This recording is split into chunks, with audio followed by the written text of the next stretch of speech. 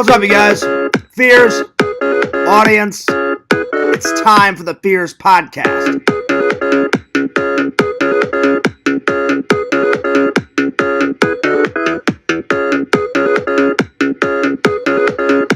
I love that theme song. Randall, thanks so much for making that song. Because really, it's not my theme song. I use it as the Fears podcast theme song, but really it's Randall's. So, I mean, I owe a lot of gratitude and a lot of debt and gratitude to Randall because he made that song. That's the Thrilling 3 theme song, which I love his short film. I love the short film, The Thrilling 3. The sequel was alright, but the first one is mind-blowing. Anyway, big shout out to the fans. What's going on? Hope you guys are doing great. Hope you guys are doing fantastic. A bit of news. I did not watch any movies last night. I just went to sleep, and then I went right into work.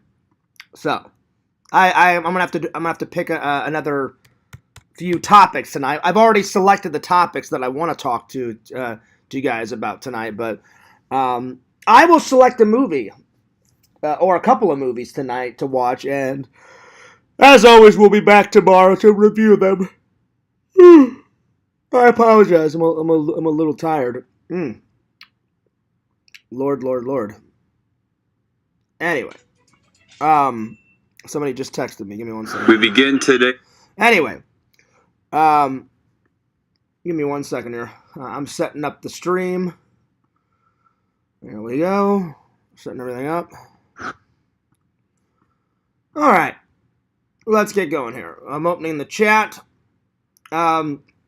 I haven't told you guys, but I have gained a whole bunch of new subs. So to keep you guys updated on Fearsman26, I think, don't quote me, I think I was at like 2,500 like a month ago. And now I'm up to 2,640. So I've gained, we're so close to hitting 3,000 on the main channel. So close. We're only a couple hundred away. So please tell your friends, your family about Fearsman. I would really appreciate it. Fears Vlogs, we got some work to do. But I mean, we're getting there. We're getting there. Fears Vlogs, we're at 1,440. And I've got Fears Vlogs monetized. So the goals are, hopefully this year, to hit 2,000 on Fears Vlogs, hit 3,000 on Fearsman26, and get Fearsman26 monetized. That's the goal. That really is the goal. Oh, that's a few of my goals. And then on TikTok, let me go to TikTok so I can tell you guys the official number. I've gained a bunch on my TikTok, so, we're getting there. We're definitely getting there. Let's see here. On my TikTok, let me just look. I am at 8,329. So we're getting there. And everybody was wanting to know about that girl that I did that TikTok with. I bumped into this girl. Her name is Brittany. She's very nice. I didn't know that she had a boyfriend, guys. She told me after the fact. She said, "Can we just be friends?" And I said, "Absolutely." I said, "I can always I can always have another friend." So, but I'll tell you guys exactly what happened. Because she finally responded to me. I was just waiting patiently. I was just waiting patiently for her to respond. And this is what happened. So anyway, let me open up the chat. There we are. We got 11 people. I said I can all. We got 11 people watching. Well, thanks. Thanks so much for all you guys tuning in. We got 3 likes. I appreciate that. Let me switch it from top chat to live chat. Hey, Richie, what's going on? Richie's the first one to respond. I apologize for the lateness of the stream. As always, I was on the phone with a family member, and then, as always, I was in the Discord battling those fucking trolls. Oh my God, they never shut up. They never do. They never shut up. Constantly bickering and arguing and ugh. Anyway. So, here's what happened with me and that girl. So, I was writing, I went over to the last visit to Disney, I started the adventure over at the Grand Floridian, and I've had lunch in some of their restaurants, but I had never been to their Grand Floridian cafe. Man, oh man, was that food good! I had breakfast. I had the Mickey ear waffles, really good. So on the way back to the park, I got onto the boat, and she was on the boat. I guess she was at the Grand Floridian doing something. I have no idea. So we rode the boat back together, and we were just chatting, and I was like, wow, she's very beautiful. I would love to go on a date with her. And she didn't mention anything about a boyfriend. But we only chatted for a couple of minutes. And she's like, oh, wow, you do TikTok. And so do I. I went, oh, I'm like, that's cool. She's like, oh, that's so cool that you're a YouTuber. And I was like, yeah, I'm like, I try to have, as much fun with it as I possibly can. So we just started chatting. I said, listen, I don't mean to be forward, but I said, I would love to hang out. And my plan was to become her friend first and then go on a friendly hangout and then ask her out. So she said, oh, yeah, she goes, I live, 3 hours away. So, but she's like, whenever I'm in town next, she's like, I'd love to hang out. And she goes, do you come to Disney a lot? I said, now I do, because I said I bought a season pass, which, speaking of Disney, there are 2 types of people. That's right. 2 best parks ever. I like all the parks, but Epcot and Magic Kingdom are 2 of my faves. Anyway, so I said, I'll tell you what. I said, I'll follow you on TikTok. You follow me back. So she did. And I said, I'll just send you a message with my number. And I said, just get back to me. And she went, okay. So basically I just wrote, after she followed me, before I left the park, I just sent her a message and said, hey, I said, Brittany, I said, it's John. I said, I just wanted to say it was very nice to meet you. I would love to hang out sometime. Here's my number. And let me know. I said, I would really love to take you out, And then she responded basically with, hey, John, it was so nice to meet you. You're such a nice guy. And I remember her saying that. She goes, I laughed at a lot of your videos. You seem like a really nice guy. I wouldn't mind hanging out as friends at the Disney park, but I don't think I could go to dinner with you out of respect for my boyfriend. And I had no idea that she had a boyfriend. So I wrote her back and I said, yeah, no problem. I said, I'm sorry you didn't tell me that you had a boyfriend. I said, if I would have known that you had a boyfriend, I wouldn't have asked you out. But I said, yeah, I said, being friends sounds great. I said, I can always use another friend. Let me know the next time you're in town. I said, we'll go to Disney and we'll hang out at Disney and we'll make some TikTok videos together. So, even though she declined to go on a date, hey, at least I'm getting out there. At least I'm getting out there, meeting people. I made a new friend. And she's very nice. She's very nice. She's very sweet. She's very beautiful. And I posted the TikTok video. And it got well over 200 views. So it did really well. And I told her, I said, hey, I posted our little funny TikTok video that we did together, right there on Main Street with the castle behind. She went, oh, you did? She goes, oh, I'll have to check it out. So I'm sure she checked it out. And then we made another video of kind of like all the behind the scenes because I forgot to turn off my camera. So I'm going to upload kind of like the blooper reel, And I was like, oh, shit, the camera's still on. And then I'm like, all right, see ya. So I'm going to post that soon. But, unfortunately, unfortunately, she didn't want to hang out, but that's okay. That's okay. You win some, you lose some, but at least they made a friend out of it. So there's that. All right, let me answer some people's comments so I don't get too far behind on the comments. Richie says hello. What up, Richie? John says, why don't you just stream on the channel with more subs and monetization? What, Fears Man? I do stream, John, on that. I do all my professional interviews. I love to interview people, so I only put my best work on Fears Man 26. That's probably why it gets more subs and more views, Like, I put all my projects on there, but whenever I'm just kind of like hanging out with you guys and doing like 2, 3, 4 hour streams, I just do it here. That's why this has gotten monetized, because I do at least a show a day. Out of respect for her, John, I'm not going to answer that. But yeah. Carmine, very good to see you. He says, hello, Mr. Fears. Well, hello, Mr. Carmine. How are you doing? Anyway. So I was a little bummed, if I'm being honest. I'm not lying to you guys. I was a little bummed. I was like, you know what?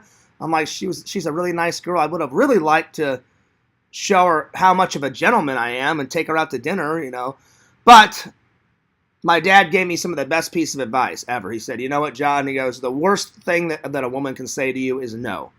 You win some, you lose some. If they don't want to go out and just be your friend, just say, okay, no harm, no foul, move on to the next girl. So I politely said, hey, you know what? I understand. I didn't know you had a boyfriend. I even told her, I said, I wouldn't have asked if I would have known that you had a boyfriend. I said, yeah, I said, friend sounds great.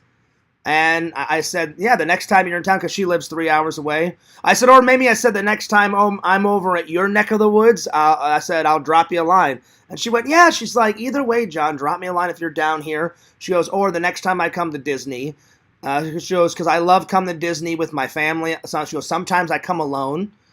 And so she's like, let your fans know that. I said, yeah, I said, sometimes they get on my case about coming alone. She goes, oh, no. She goes, sometimes I like to just get away and come alone. And I was like, see, I'm not the only one that does it, guys. So, trust me, if I had more friends down here and I had a girlfriend, I wouldn't be going to Disney alone. I've invited Randall out a couple of times, and Randall's like, yeah, I'll let you know, Fears. So I can't force people to go with me. But, yeah, I mean, I did ask my friend Jeff, the guy that goes to, the guy that owns the conventions. And he said, oh, Fears, he goes, I would love to go with you, because my buddy Jeff said, I haven't bought my pass yet, Fears, but it's coming soon. But Jeff is on all my social medias, and he just told everybody on his social media he's at the Disney park right now, and I guess his sister flew in, and he said, hey, Fears. And I texted him, I said, hey, Jeff, I said, you're at the park, are you having fun? So he's there tonight. He goes, yeah, man. He goes, my sister flew in. He goes, before the next big, toy show, my sisters came to visit me for a couple of days. I was like, hey, man, that's great. I said, how's your sister doing? Because I believe I've met Jeff's sister. I've met a lot of Jeff's family, because a lot of Jeff's family comes to the toy shows. I've met Jeff's wife. She's a very nice lady. Super sweet. Very nice. Usually Jeff's kids help out with the convention, because they're not little kids. Jeff's daughter is 18, 19, and then Jeff's son is 20, 22, 23, something like that. Something. Anyway. So I think I've met Jeff's sister. So I said, hey, Jeff, that's awesome. I said, you have fun with your sister at the Disney parks, buddy. I said, hey, man, let me know when you want to go. I said, did you buy a pass finally? He goes, yeah. He goes, Fears, I bought a pass. He goes, and I'm using it for the first time today with me and my sister. And I said, yeah, but I said, she probably had to buy a ticket. I said, because the last time I was at the Disney park, I said, my mom wanted me to ask, because I wanted to ask too, because I didn't know. I said, hey, excuse me. I went up to some customer service lady. I said, excuse me. I said, do you mind if I talk to you real quick? And she goes, no. I said, you're not busy, right? I said, I don't want to interrupt you while you're doing your work. And she goes, no. She goes, that's why we're here. She goes, if you got a question. I said, great. I said, I'm a little confused on something. I said, I just bought a pass recently. I said, and then she was like, well, which one did you buy? I said, I bought the best one, the incredible pass, so I can pretty much do anything I want on the Disney property. She goes, oh, yeah. She goes, I know it. She goes, it's totally worth it. I said, it is, but I said, I'll be honest. I said, can I be honest with you? And she was like, yeah. I said, it is a little pricey. She goes, yeah, that's what most guests tell me. I said, I wish you guys would just bring it down, a tad. And so she goes, oh, she goes, I'm not in charge of that. I said, well, I was just, I said, I hope one day they bring it down a tad. But I said, hey, my real question is my mom wants to come visit me down here at some point. And I said, I would love to take my mother and my brother and my brother's wife into the park with me and kind of do like a family day. And they said, they said, well, there's two catches. They said you can absolutely bring your family. The only way is they can't come on your pass. Like, they would have to buy passes of their own, or they could just simplify it and buy their own tickets. And I was like, okay, I understand. I said, that kind of sucks that I can't bring them for free on the pass. And she goes, yeah. She goes, you would think you could do that, but she goes, no. She goes, they have to buy their own passes or they have to buy their own tickets. And I was like, all right, well, fair enough. I'm like, I appreciate the information. And then I went inside, and, that was that. So that's all the information about me and that Brittany girl. We're just friends. A new friend. She seems very nice. And I didn't tell her, but I was thinking, man, that guy that goes out with Brittany, he's a lucky guy, because she's super sweet, super, super nice, very cute. Seems like she's got a really good head on her shoulders. I was like, damn, that guy's lucky. But I said, it wasn't meant to be, Fears. I'm like, but at least you asked. At least you asked, because you never know until you ask, so. Are there any cute girls at your work you can take to Disney? I mean, yes, there is, John. It just is. It's so hard to, like when you go in, I've dated people before at work, and it usually never ends good, because you're mixing business with pleasure. And I'll give you guys an example. I don't know if this is why me and this girl ended our relationship. I have no idea. It ended not good. And I've never heard from her. I was, before I fell in love with my ex, Casey, I've only been in love twice ever in my life.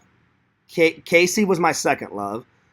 And then the girl before Casey, I really fell in love, hard, really hard, with this girl that I used to date and work with. Her name was Allie. She was very sweet, nicest girl, super cool, super chill, and maybe it would have worked out if we wouldn't have worked together. And I remember she came up to me one day and she goes, John, I'm getting really sick of all these rumors. And I had no idea what she was on about. And so I said, well, what are you talking about? And she's like, oh, everyone around, she goes, someone found out that we were dating. And I was like, well, who cares? I'm like, they would have found out anyway.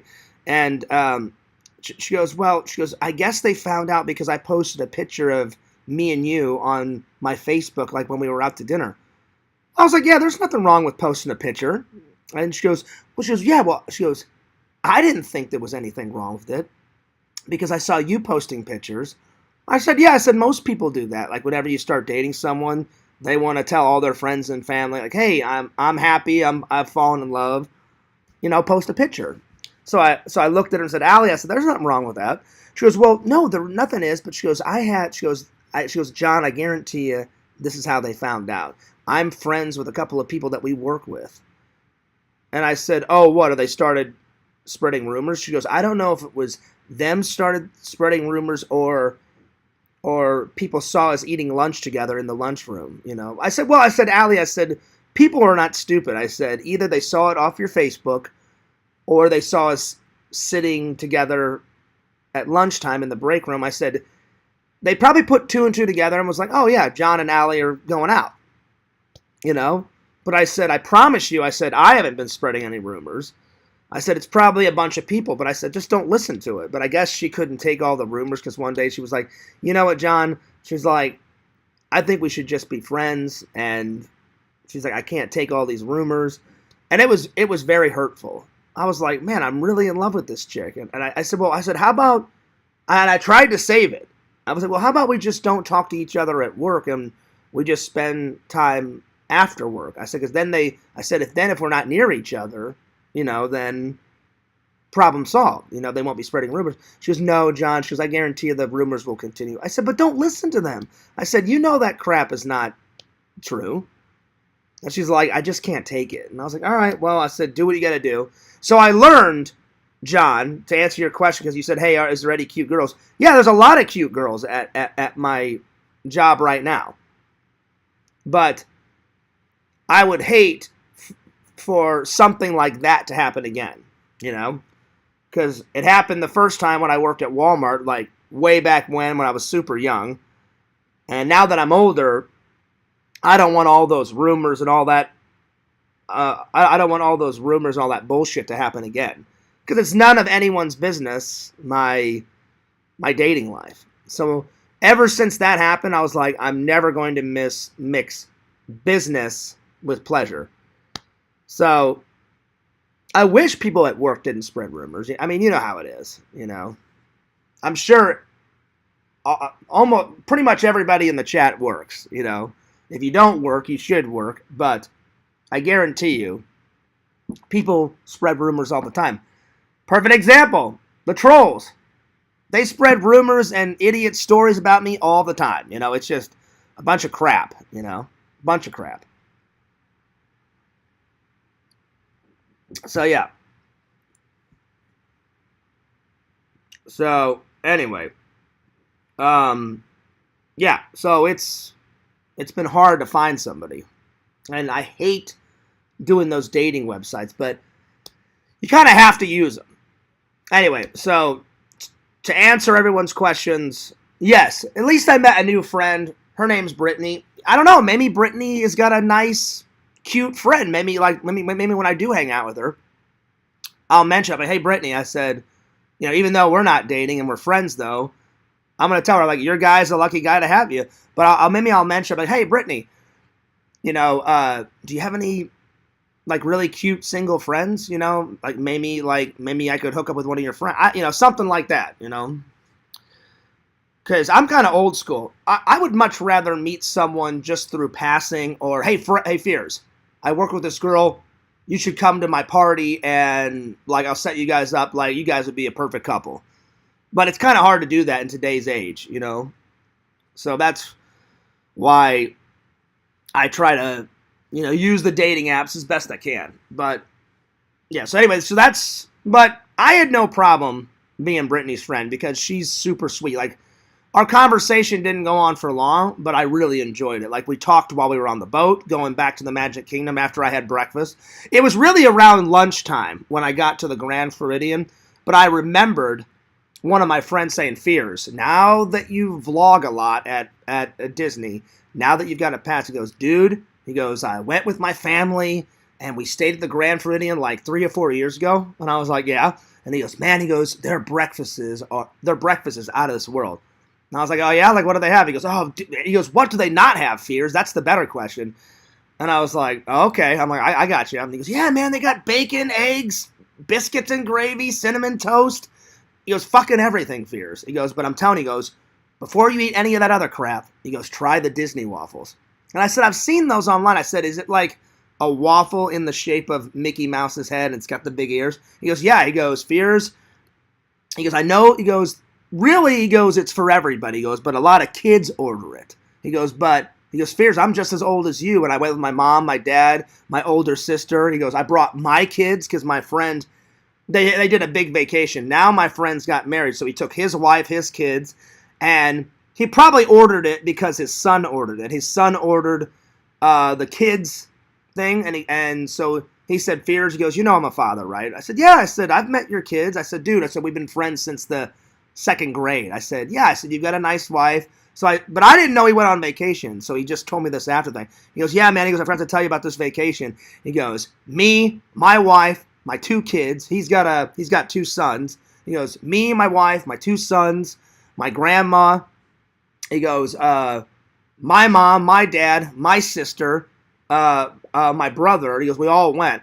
I was like, oh, damn, man. I'm like, that's a massive vacation. He goes, oh, yeah, Fears. He goes, we went buck wild. He said, how you went to Disney when you were 4 or 5?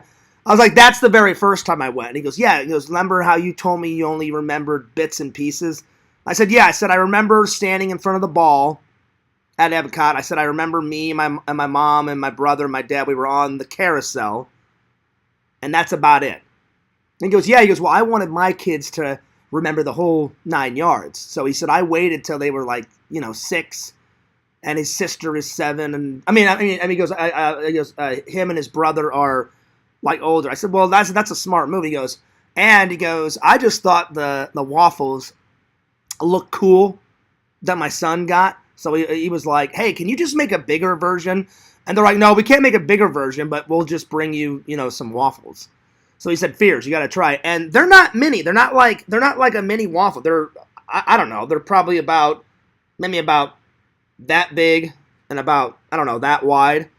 So it was a big meal. And I looked at my friend and I took a picture of it and I sent it to him. I said, dude, these are not mini waffles. And he goes, well, they kind of look mini, Fears. I'm like, dude, the ones that they gave me were not fucking mini. I said, I got one big, like you guys will see it in the vlog whenever I post it.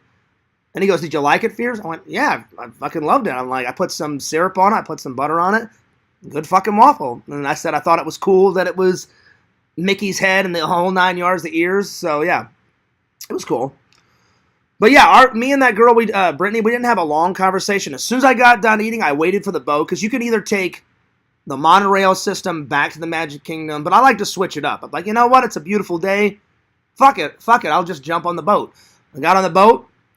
I don't know if she was staying at the Grand Floridian or if she was having lunch like me. I had breakfast for lunch, but she was already on the boat, and they said, last call for the boat, and I got on the boat.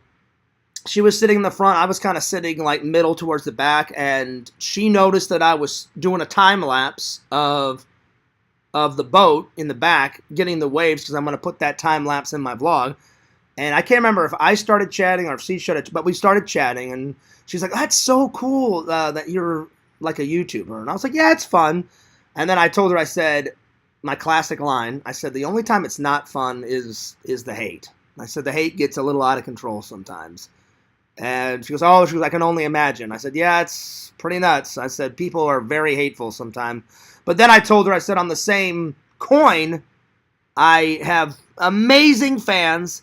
And I love my fans, and I care about my fans, and I know my loving and loyal fans care.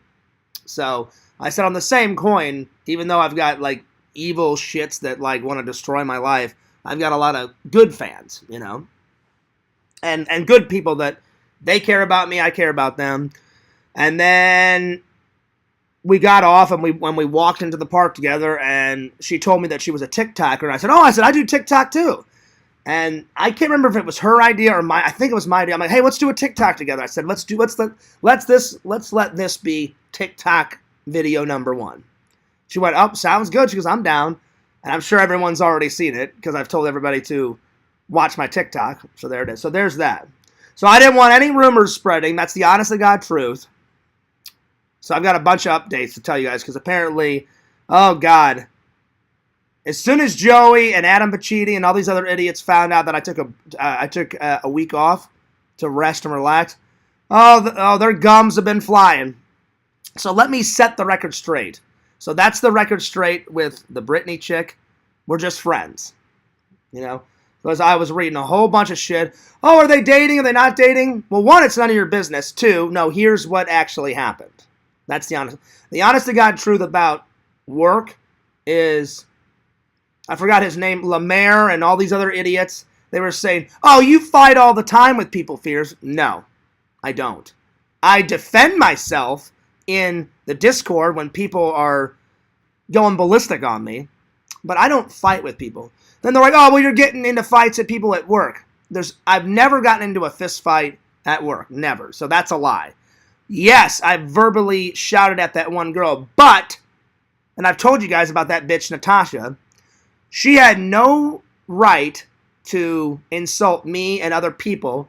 So 1, I was defending other people around me that was trying to work. And I was like, why does this bitch care about how I work and other people work? I'm like, she should focus on her own damn work. Like, am I bitching and moaning and complaining about her work? No, because I did have respect for her. I don't have respect for her now. But so I hate instigators. Bullies are instigators. Trolls are instigators. They're like, oh, yeah. We'll say this. Yeah, we'll really get them fucking going. They're a waste of human life. That girl at work, she's a waste of human life. And I know that sounds like I'm brutally honest when I say that. There's evil shits in the world. That's all I can say. So she started it. And I was like, well, you may have started it, but now you've pissed me off. I'll fucking finish it, you Natasha fucking idiot bitch. And I screamed at her because I was like, she's not going to get away with it. Yelling at me, saying I'm a lazy worker when I wasn't. I mean, I was working my fucking ass off that day. We were busy that day. I was already frustrated, about something else. But I don't bring my troubles to work, or I try not to bring my troubles to work. So I just kept it all inside. And for a while, I ignored her. I ignored her for like a week or two. And I was like, oh my God. I'm like, if this bitch doesn't shut up, like I'm going to go ballistic. And she just kept digging the knife in. And then I went nuts on her. And finally, she shut the hell up. And then they separated us. And there's that. So I've only gotten into one verbal fight. And then that idiot Lemaire, or whoever that idiot was like, no, you got into it with Amanda. I said, again, lies. I said, it wasn't a fist fight. I said, it was a verbal conversation. We weren't yelling at each other. So I want to crush that rumor. I just didn't like that everybody else gets to stop the belt. It does not matter if you stop the belt, because you can always turn the belt right back on.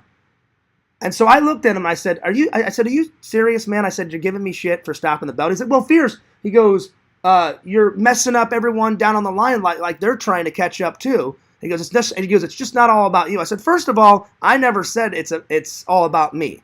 So I said, I don't know where you're getting that from. I said, I know there's other people. I have respect for everybody on the line. I said, number two, I said, dude, I hate to say this, but you're full of crap. I said, that new girl has stopped the belt 4 or 5 times. I said, whenever I joined the FedEx team, I said, I read the manual like everybody else. You can stop the belt. And he's like, well, I'm not saying you can't stop the belt. And I looked at him like it was nuts. So I said, so why are you giving me shit for stopping the belt? He goes, well, in this instance, Fears, it was wrong. I said, that's not true. He goes, well, everyone's busy, Fears. I said, and I'm not? I said, I can stop the belt. I said, all I'm asking is for 2 minutes just to catch up on my boxes, and then I'll gladly turn it back on. And I didn't want to hear him anymore, so I said, you need to walk away. I'm not even kidding. And he walked away, and that was it. And then my other boss came up and said, Fears, I wanted to apologize. And I said, well, you didn't do anything wrong. He goes, no, I wanted to apologize for that manager. He's having a rough day. And I said, well, he shouldn't take his rough day out on me. And he goes, oh, I get it, Fears. And I said, and then I told him the story, what I'm telling you guys right now. I said, there's nothing against the handbook, nothing against the law where I said everybody can stop the belt just for a couple of seconds or a couple of minutes or however long you need to get caught up. He goes, you're absolutely right, Fears. So I said, so you need to tell him to never do that to me ever again, because that's wrong. I said, I can stop the belt if I want to. Plain and simple. I said, plus I only needed it for a minute, maybe 2 minutes tops. And then I used that example. I said, that new girl over there that's just getting used to the line, I said, she stopped it 4 or 5 times. So those idiots in the Discord saying that I yell and scream and get into fights everybody at work, false. 2 little tiny arguments. That's it. Normally, I get along with everybody. So hopefully that rumor's crushed. I know somehow, some way, after this stream in the Discord, they'll justify it where they're always right and I'm always wrong and oh, fuck Fears and all this. But that's the honest to God truth. Then the fucking hamburger ordeal. Oh my God. So I'm going to say it one last fucking time, and hopefully this is the end of it. Here we go. Adam, you are fucking wrong. You're wrong. Prices change, idiot, over the fucking years at McDonald's.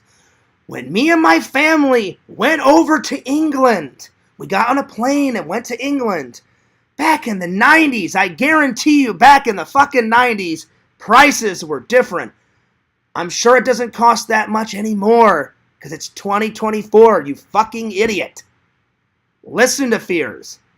I didn't say that a fucking not one single hamburger was 15 pounds. When I told you guys initially the story, I was on a rant. I was on a tangent. I said, oh yeah, fucking $15, I'm sorry, 15 pounds for a fucking hamburger. Because I didn't want to tell you guys the whole story. I was just saying in general, their fucking prices are expensive because it's Europe. Everything and everybody can agree with it. Everything in Europe is fucking expensive. Not just England. If you go to Italy, France, wherever, Paris, wherever. I know that's all in the same country, but anywhere. Germany, Russia, it's expensive in Europe. And it always has been and it always will be. So, me and my family, I don't know, I was 7, 8. My brother was, 5, because I'm a little bit older than my brother. It cost about 15 pounds altogether. My mom ordered something, my dad ordered something, I ordered something, and my brother. So altogether, it came out to be about anywhere from 15 to 18 pounds, if memory serves me right. End of discussion. For fuck's sake. But Adam won't let it fucking drop, because he always has to be fucking right. All those idiot trolls, they always have to be fucking right. But I'm telling you, I swear on my mother's grave, that's what fucking happened. But I guarantee you, they won't let it drop. But that's the honest to God truth. I don't lie to my fans anymore. They think I always lie. I hated that I lied in the past, because now the trolls don't believe me on anything. And I don't care if they don't believe me on anything. I am loyal and loving, and I'm honest with my fans, you guys in the chat that actually give a damn about me, care about me. I have no reason to lie to you guys. You know? Like that story about Brittany, that's 100% accurate of what happened. I asked her out. She said, "Oh, I'm sorry, Fears. I've got a boyfriend." I said, in our initial chat, you didn't tell me that you had a boyfriend. Why would she? We just met, you know? So she had no reason to, you know? So, yeah. And then when I found out she had a boyfriend, I said, "Oh, okay." I said, "Well, if I would have known that, I would have never asked you out of respect for you and your boyfriend. I don't want to get in between you guys, you know?" Now, I didn't say that to her. Well, what I really said to her was, "Oh, if I would have known that you had a boyfriend, I wouldn't have asked." She goes, "Oh, no, it's okay. You didn't know." And I said, "Well, there you go." But in my mind, I said, I never would have asked her that in the first place, because I have respect for people's relationships, and it's none of my business who she dates or whatever, you know? And then she said, "Oh, but I would like, to have a Disney buddy." She goes, "I can always use another friend." And I wrote her back and said, "Yeah." I said, "That sounds great." I said, "I have no problem being your friend." I said, "You seem like a really nice person. You seem nice." And I said, "Yeah." I said, "The next time you're in town," I said, "you got my number." I said, I wrote it in the first initial message. I never got her number, but she said, "Well," she goes, "I'll give you my number. Like, the next time I'm in town, I'll just write you on TikTok and say, 'Hey, I'm in town. You want to go to Disney?'" And I said, "That sounds great." I said, "When we get there, we'll make some TikToks." She went, "Oh, yeah, for sure." She goes, "I'm totally down." I went, "All right, sounds good." There it is. Hey, what's up, Visions? Vision says 4 meals for 15 pounds is pretty good. Yeah, like we ordered it. It was one big order. Visions is basically what I'm saying. One big order, but it's just Adam wouldn't let it drop. None of those idiots let it drop, because they're always right. Anyone that they troll, they're always right. We're always wrong. They're sweet little angels. We're pieces of shit, you know? And I just get sick and tired of it. I'm like, how does he know? He wasn't fucking there. I was there with my fucking family. I know what the fuck happened, because I'm not a fucking idiot. And I remember. That was the very first time we went to a fast food restaurant, other than a restaurant, like a fast food restaurant in America. I had never been to a fast food place in a different country. So my mom was like, "Hey, we should go there." And I was like, "All right, let's go there." So I know what the fuck happened, but he won't let it die. I would be fucking astounded if he would just let it drop, but he won't. I know he won't. But yeah. Anyway, Vision says, "Whoops, 15 pounds." It's all right, Vision. I knew what you meant. Anyway, welcome. Let's see. Is there anything else that I need to cover before I continue on? Oh, yeah. So Joey and those other idiots claimed that I got suspended from work. False. I took a week off for 2 reasons. One, I took the advice of my boss. He went, "Fears, I'm really worried about you." He goes, "You didn't have a lot of time to mourn." And we had a nice conversation, because he actually cares. And he said, "Listen, man," he goes, "I know," he goes, "I'm not saying that you were right when you told that guy to never tell you that you can't stop the belt." He goes, but you shouldn't have snapped at him. I said, I agree, I shouldn't have snapped at him. But I said, dude, we were working hard. I said, I know the rules. Why? Because I'm not an idiot. I said, I read the manual. He goes, I got it, Fears. He goes, he was just having a bad day.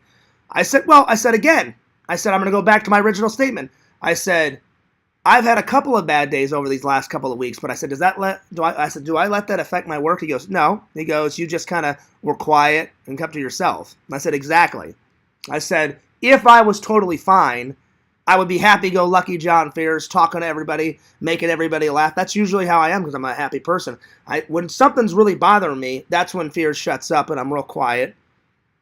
And for the last couple of weeks, I would just come in, not say one word to anybody, just do my work and get the hell out. Because I've been going through a lot of struggles. And he goes, well, that's why I want to talk to you, Fears. He goes, I knew something was up because he's like, well, I don't see happy-go-lucky John Fears. Like, what's going on? And I said, well, this is what's going on. And I didn't tell him about all the struggles I've been having online because I like to keep my channel separate away from work. He knows I have a channel, though. He's never watched it because he's like, well, even if I knew that you would have a channel, Fears, he goes, I wouldn't watch. He goes, I've never had any interest in YouTube. He goes, me and my wife, we just Netflix a lot of shit. And I said, no, I said, some people do, some people don't. He goes, yeah, he goes, I have no interest in TikTok. He goes, I have no social media, Fears. And I said, well, sometimes I wish I didn't have social media either. And he goes, anyway, getting back to my original statement, Fears, he goes, I think you should take some time off because you didn't have much time to mourn. He goes, did you mourn at all? I said, I did, but I said I wanted to help my mom and my aunt on both of my dad's funeral and my grandma's funeral. So he said, exactly, my point. He goes, it's hard to mourn when you're helping them plan everything. And I was like, well, at least my grandma and my dad made it super easy. Like, my dad knew he was going to go. My grandma knew he was going to go, like, towards the end. So my dad wrote everything out. He's like, I want this music. I'd like to have it in my church that I was raised in as a kid. And obviously, my dad was a vet. So he said, well, I want to be buried in where all the vets are. And we took a tour of all that. And I was like, all right, so Dad made it easy. My grandma knew exactly what she wanted. So, but he goes, even though they made it easy, Fears, he goes, I'm sure it's been hard, like, mourning and all that stuff. I said, yeah, I said, it has been. I said, and then I said, all I said was, to my boss, I said, people online don't make it any easier. He goes, I'm sure. I said, it's been really hard. So he said, don't you have some vacation time saved up? I said, I'm sure I do. I said, I haven't used any of my vacation time since I started. He goes, yeah, he goes, the last time you went to Missouri for something good, for something fun, he goes, you just took unpaid vacation. I said, yeah, because I didn't want to use my paid time off. And he's like, well, he goes, I think you should take some time off and just, like, do something fun, relax, work on maybe your projects. He goes, maybe hang out with your friends. He goes, do something. I said, I think you're right. So I didn't get suspended. I was at work last night, so whenever I saw Joey and all those other idiots say that, I was like, I was literally at work last night. I got off this morning at around 8 o'clock, so I'm like, they're wrong. They're wrong. Again. But they're going to say that they're right, because just like they never want to be wrong, those idiots. And then I love it. The dude says, I'm trying to help you, Fears. But every once in a while, he'll say something nice to me, and I'm not calling the dude a dick. The dude, at one time, he was a dick. The dude, over the last 4 or 5 years, has been a really nice guy. I appreciate his advice. I like his advice. He's not a troll anymore. Back in the day, he used to be a troll. But I don't consider him a troll now. But I don't like, he'll be like, Fears, like, he'll defend those other idiots. And I'm like, the dude, here it is. I said, I'm going to play it out. I said, I could care less if Joey lived or died. And he's like, Fears, you shouldn't say that. Why? Joey's done super horrible, terrible things. That asshole deserves to die. Anyone that fucks with an obituary has got to be fucking psycho up here. I would never do that. I'm sure you guys are getting sick of me saying that, but I'm trying to make a point. That's a line you don't cross. And then I was trying to tell the dude, you don't fuck with people's family. You don't even say horrible things to people's family because, you know, that's just something. I wasn't raised like that. You shouldn't do that. Like, I hate Joey with a goddamn passion. If someone bashed his head in, I'd be like, yes! Finally! You know, I wish it would have been me doing it. But even though I hate him, like, let's say his mother died, I would never say anything horrible about his mother, his dad, if he has brothers, nothing. Because I don't cross that fucking line. These idiots, they cross every single fucking line imaginable. What if they haven't done to me? And then they always say, well, show us the proof, Fears. Show us the proof. It's in the fucking chat. They make fun of me every single fucking day of their fucking lives, you know? I'm like, just look at the chat. Look at all the horrible shit they say in the chat. And then that one idiot, Lemaire, or whatever the hell his name is, was like, well, trolling is subjective. What you think, Fears, is trolling may not be trolling to somebody else. You're an idiot. You're fucking trolling me. I know the fucking difference. You're trolling me. You know? Anyway. But they'll never stop. Like, if they stopped, I'd be like, oh my god, they actually fucking listen to Fears and they actually fucking stop. They won't stop. You know? Anyway. And the dude's right. I really try not to give them a reaction. He goes, well, Fears. He goes, you know, the reason why they're doing all that shit is because they want a reaction. But I try, and I hope the dude's listening. I don't know if he's listening because he said he was going in the Discord. I don't remember where he said he was going, but he said he was going, I think, to a movie or something. So if I got that wrong, I'm not lying. I just don't, a classic Fears member. I knew he was going somewhere to do something. But listen to me, the dude. You're right. I shouldn't give them the reaction, but it's so hard. When they make it that personable, when they make it personal, I get triggered because I'm like, that's not right. They shouldn't be making fun of my dad. He's passed away. He can't be here to defend himself. And then when my grandma was lying on her deathbed, completely helpless, and my grandma was a very strong lady. She was very independent. She liked to do things. She hated getting sick because everybody was helping her. And she's like, man, this sucks. Like I wish I could just do it on my own, you know? That's why it took her forever to, like, sell her condo, because she's like, I don't want to sell my condo. And then my aunt had to convince her. She's like, look, she's like, you've fallen a couple of times because you hurt your face. She goes, it's time that I start helping you and take care of you. She goes, I'll let you do as much as you want on your own, but she goes, at some point you're going to have to be helped. And my grandma was very independent. Like, I've never seen my grandma completely helpless like that. I was like, man, this fucking sucks. So, I understand what you're saying, the dude, but that's probably the reason why they make it so personal, because they're like, oh yeah, we know this will get him going. But I don't like it. I don't make fun of their friends. I don't make fun of their family. But apparently it's like okay to make fun of my friends and my family, which is complete bullshit. And then they make me out to be this horrible monster, and I'm not a horrible monster. You guys know in the chat I'm a good guy. Have I made some mistakes online? Yes. I'm not denying that. I'm not lying about that. But I think I've rectified those mistakes. I took down all the hate streams, all the death threats streams, all that crazy. Visions has never even seen that. Visions, I've told you before, I'm glad you never saw any of that, because, man, Fears was fucking ruthless when I started streaming, like, back in the day. Ruthless, you know? My patience has gotten better. My anger has gotten better, you know? But anything, like, now I can take a little bit of teasing now and a little bit of trolling, but back in the day, if someone just even said, like, Fears, you have a funny hat, I would go from 0 to 1,000 and, what? You're making fun of my hat? Well, fuck you. I mean, I would go fucking ballistic back in the day, and then I would watch those back and go, oh, man, I'm so ashamed of myself. And I took Randall's advice. He's like, Fears, he's like, you know what I'd do? He goes, delete all that shit. Delete all that shit. And so I did. And then they were making fun of that Randall does all the work and I do nothing. And I'm like, that's not true. And then they were like, oh, you never give Randall any chances to do, like, his own content. I had a conversation, and Randall's like, that's not true, Fears. He goes, I make content of my own without you all the time. I said, yeah, I said, I like your content. The Breen saga is fucking hilarious. And he goes, yeah, he goes, I put some of my own content in the Breen saga. He goes, I put some of your videos shit in the Breen. I said, Randall, I laugh at the fucking Breen saga. I said, the Breen saga is fucking hilarious. I said, I like your vlogs where you're updating everybody about your weight. I said, then not even a weight vlog. If it's just a normal Randall vlog, you know. I said the Hooters vlogs. I said I've been in some of them, and I don't take all. Oh, I loved Mercenary Man said, oh, Fears gets into the camera and it's all about him. I'm the one filming.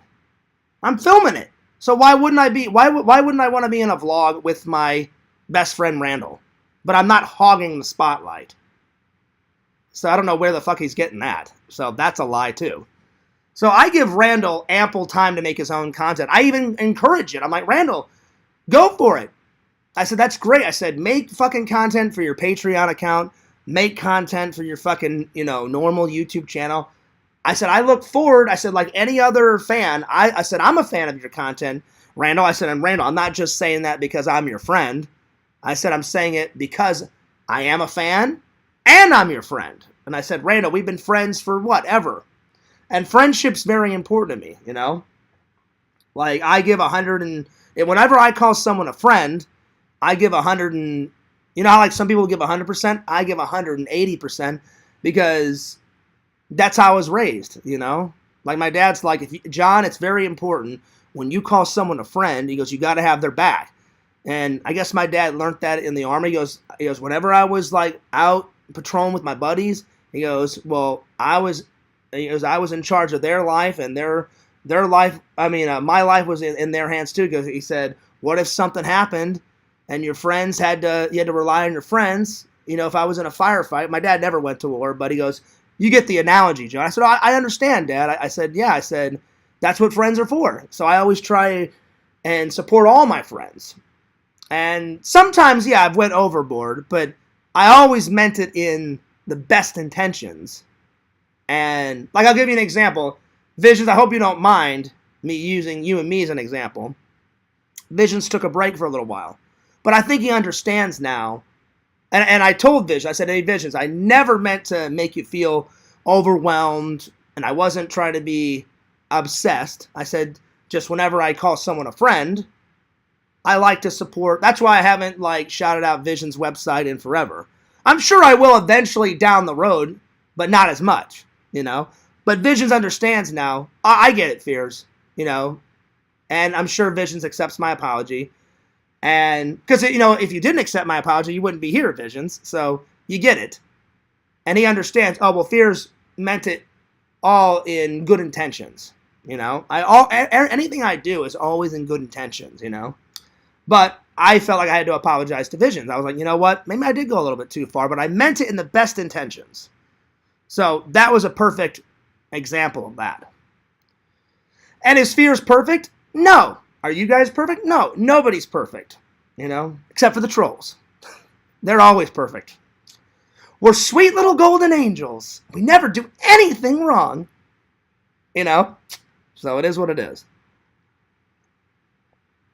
But yeah. So I just had to clear all that shit up. I guarantee you, in about an hour, whenever I get done or whenever, I'll go in under the shadows.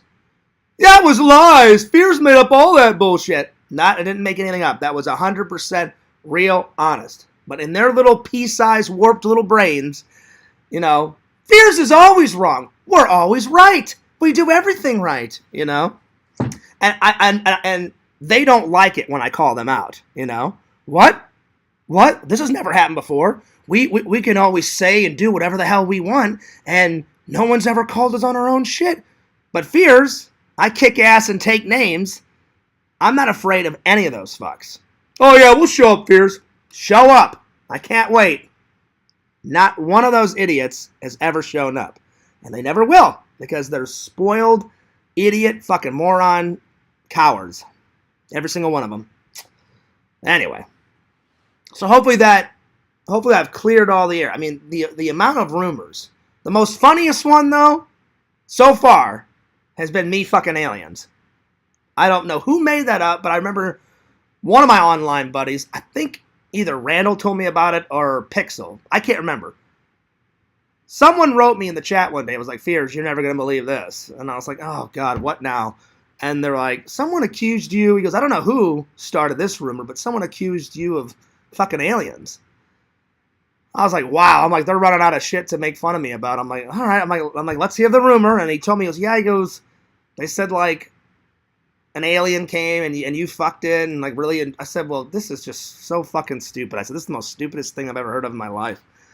So, but I will admit that was pretty funny because I was like, yeah, all right, I fucked an alien. Okay, rock on, you know.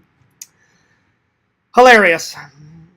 Anyway, let me get back to the comments here. Let's see here. The last thing I read was Vision's comment. Larry says, if it's in the handbook, you did right.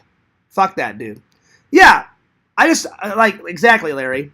Everyone's supposed to read the rules whenever you get hired. You know, I knew I was in the right, and even if I didn't read the handbook, I'm like, well, he didn't say anything to that new girl that stopped the belt 4 or 5 times, and yes, it is a little inconvenient when someone stops the belt because once you stop the belt, the machines in the back keep going. So I understand why the manager said something because he's like, we have to keep a steady flow. But sometimes it's out of your hands. You have to stop the belt.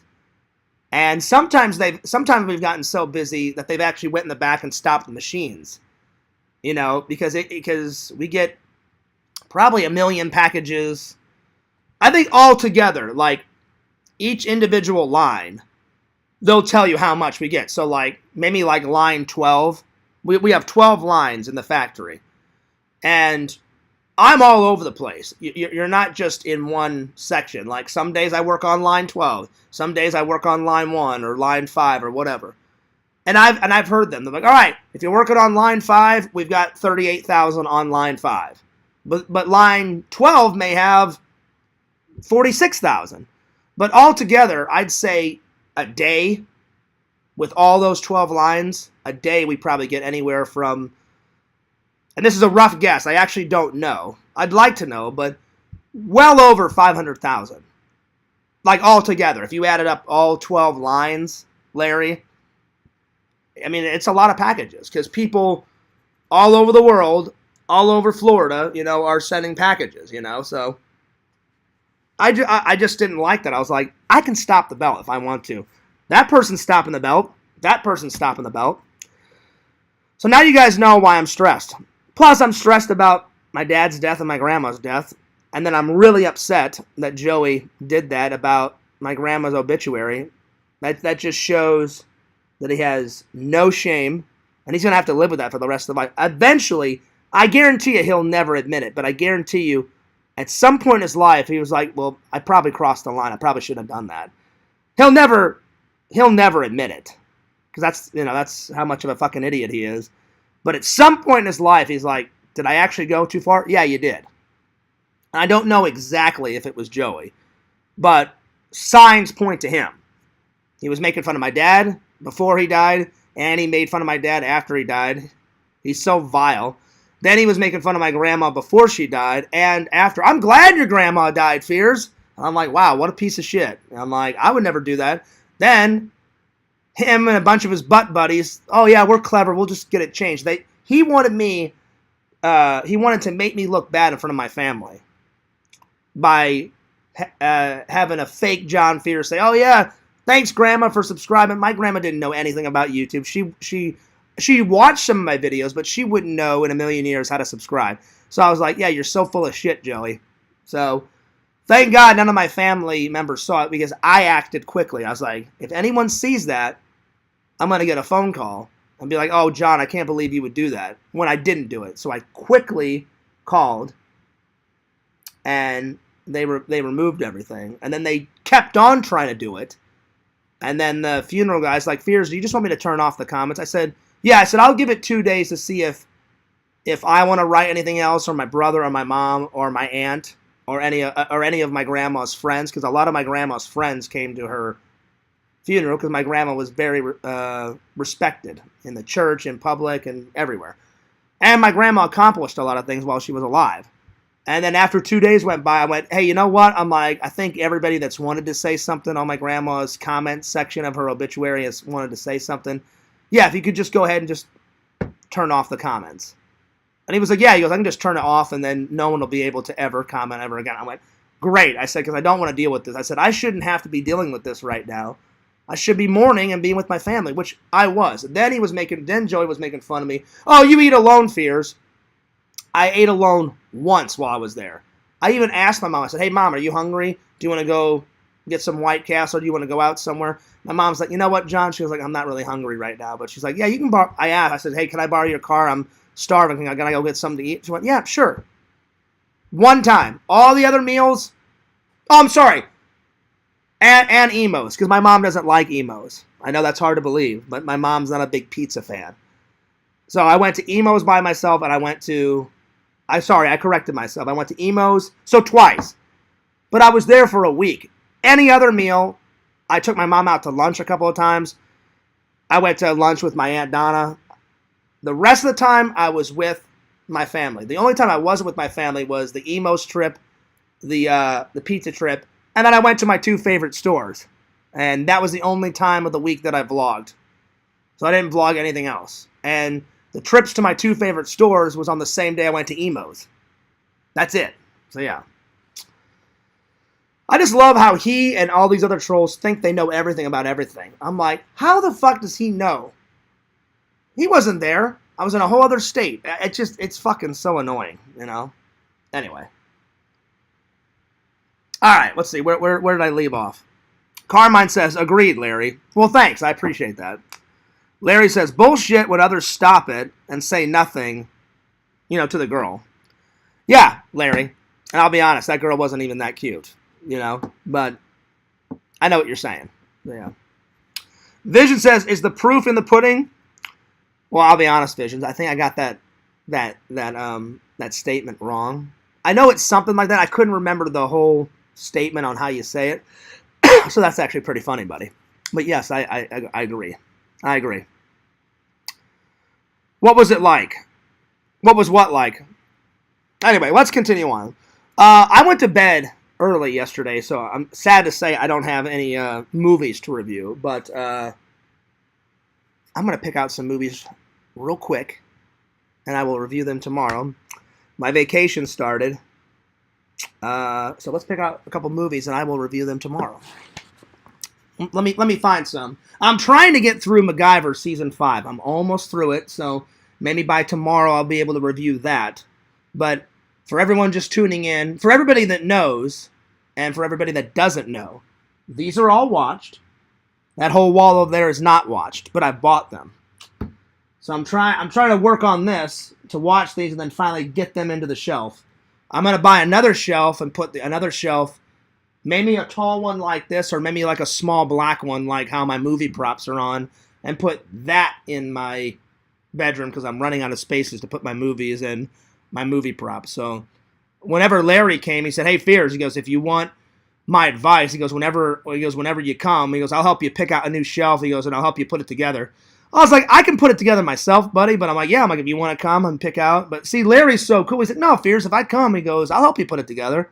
And I was like, thanks, man, I appreciate that. Anyway, let me pick something out. So I'm almost through MacGyver. All right. I'm going to pick out 2 movies tonight because I do want to do some editing tonight.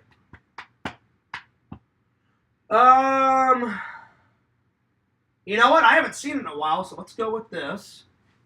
So that one, and then let's see what else. What else? So many selections, so many movies, so little time.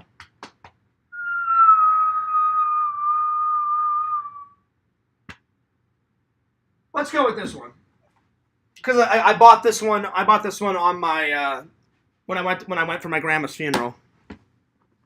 So I've seen this one, but I've never seen the bonus features, and I've never watched the Blu-ray edition. So good old fucking Harrison Ford. He's a real man's man actor. One of my favorite actors. He's not my favorite actor, but he's one of my favorite actors. This is a fucking classic. Classic. The Fugitive. And then when I went that day to get some Emo's Pizza, I went to my favorite...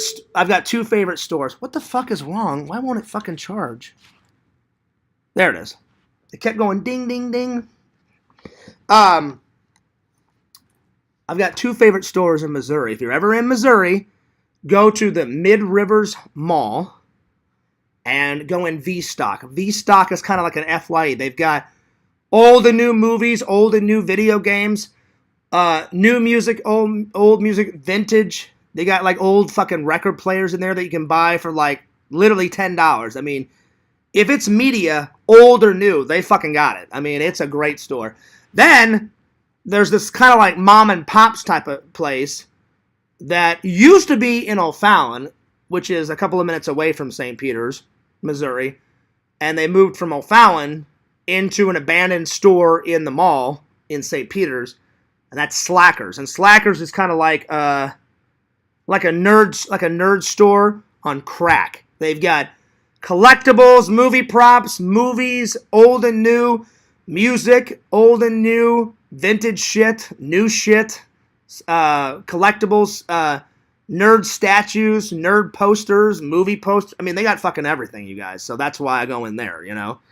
So, and I found this one.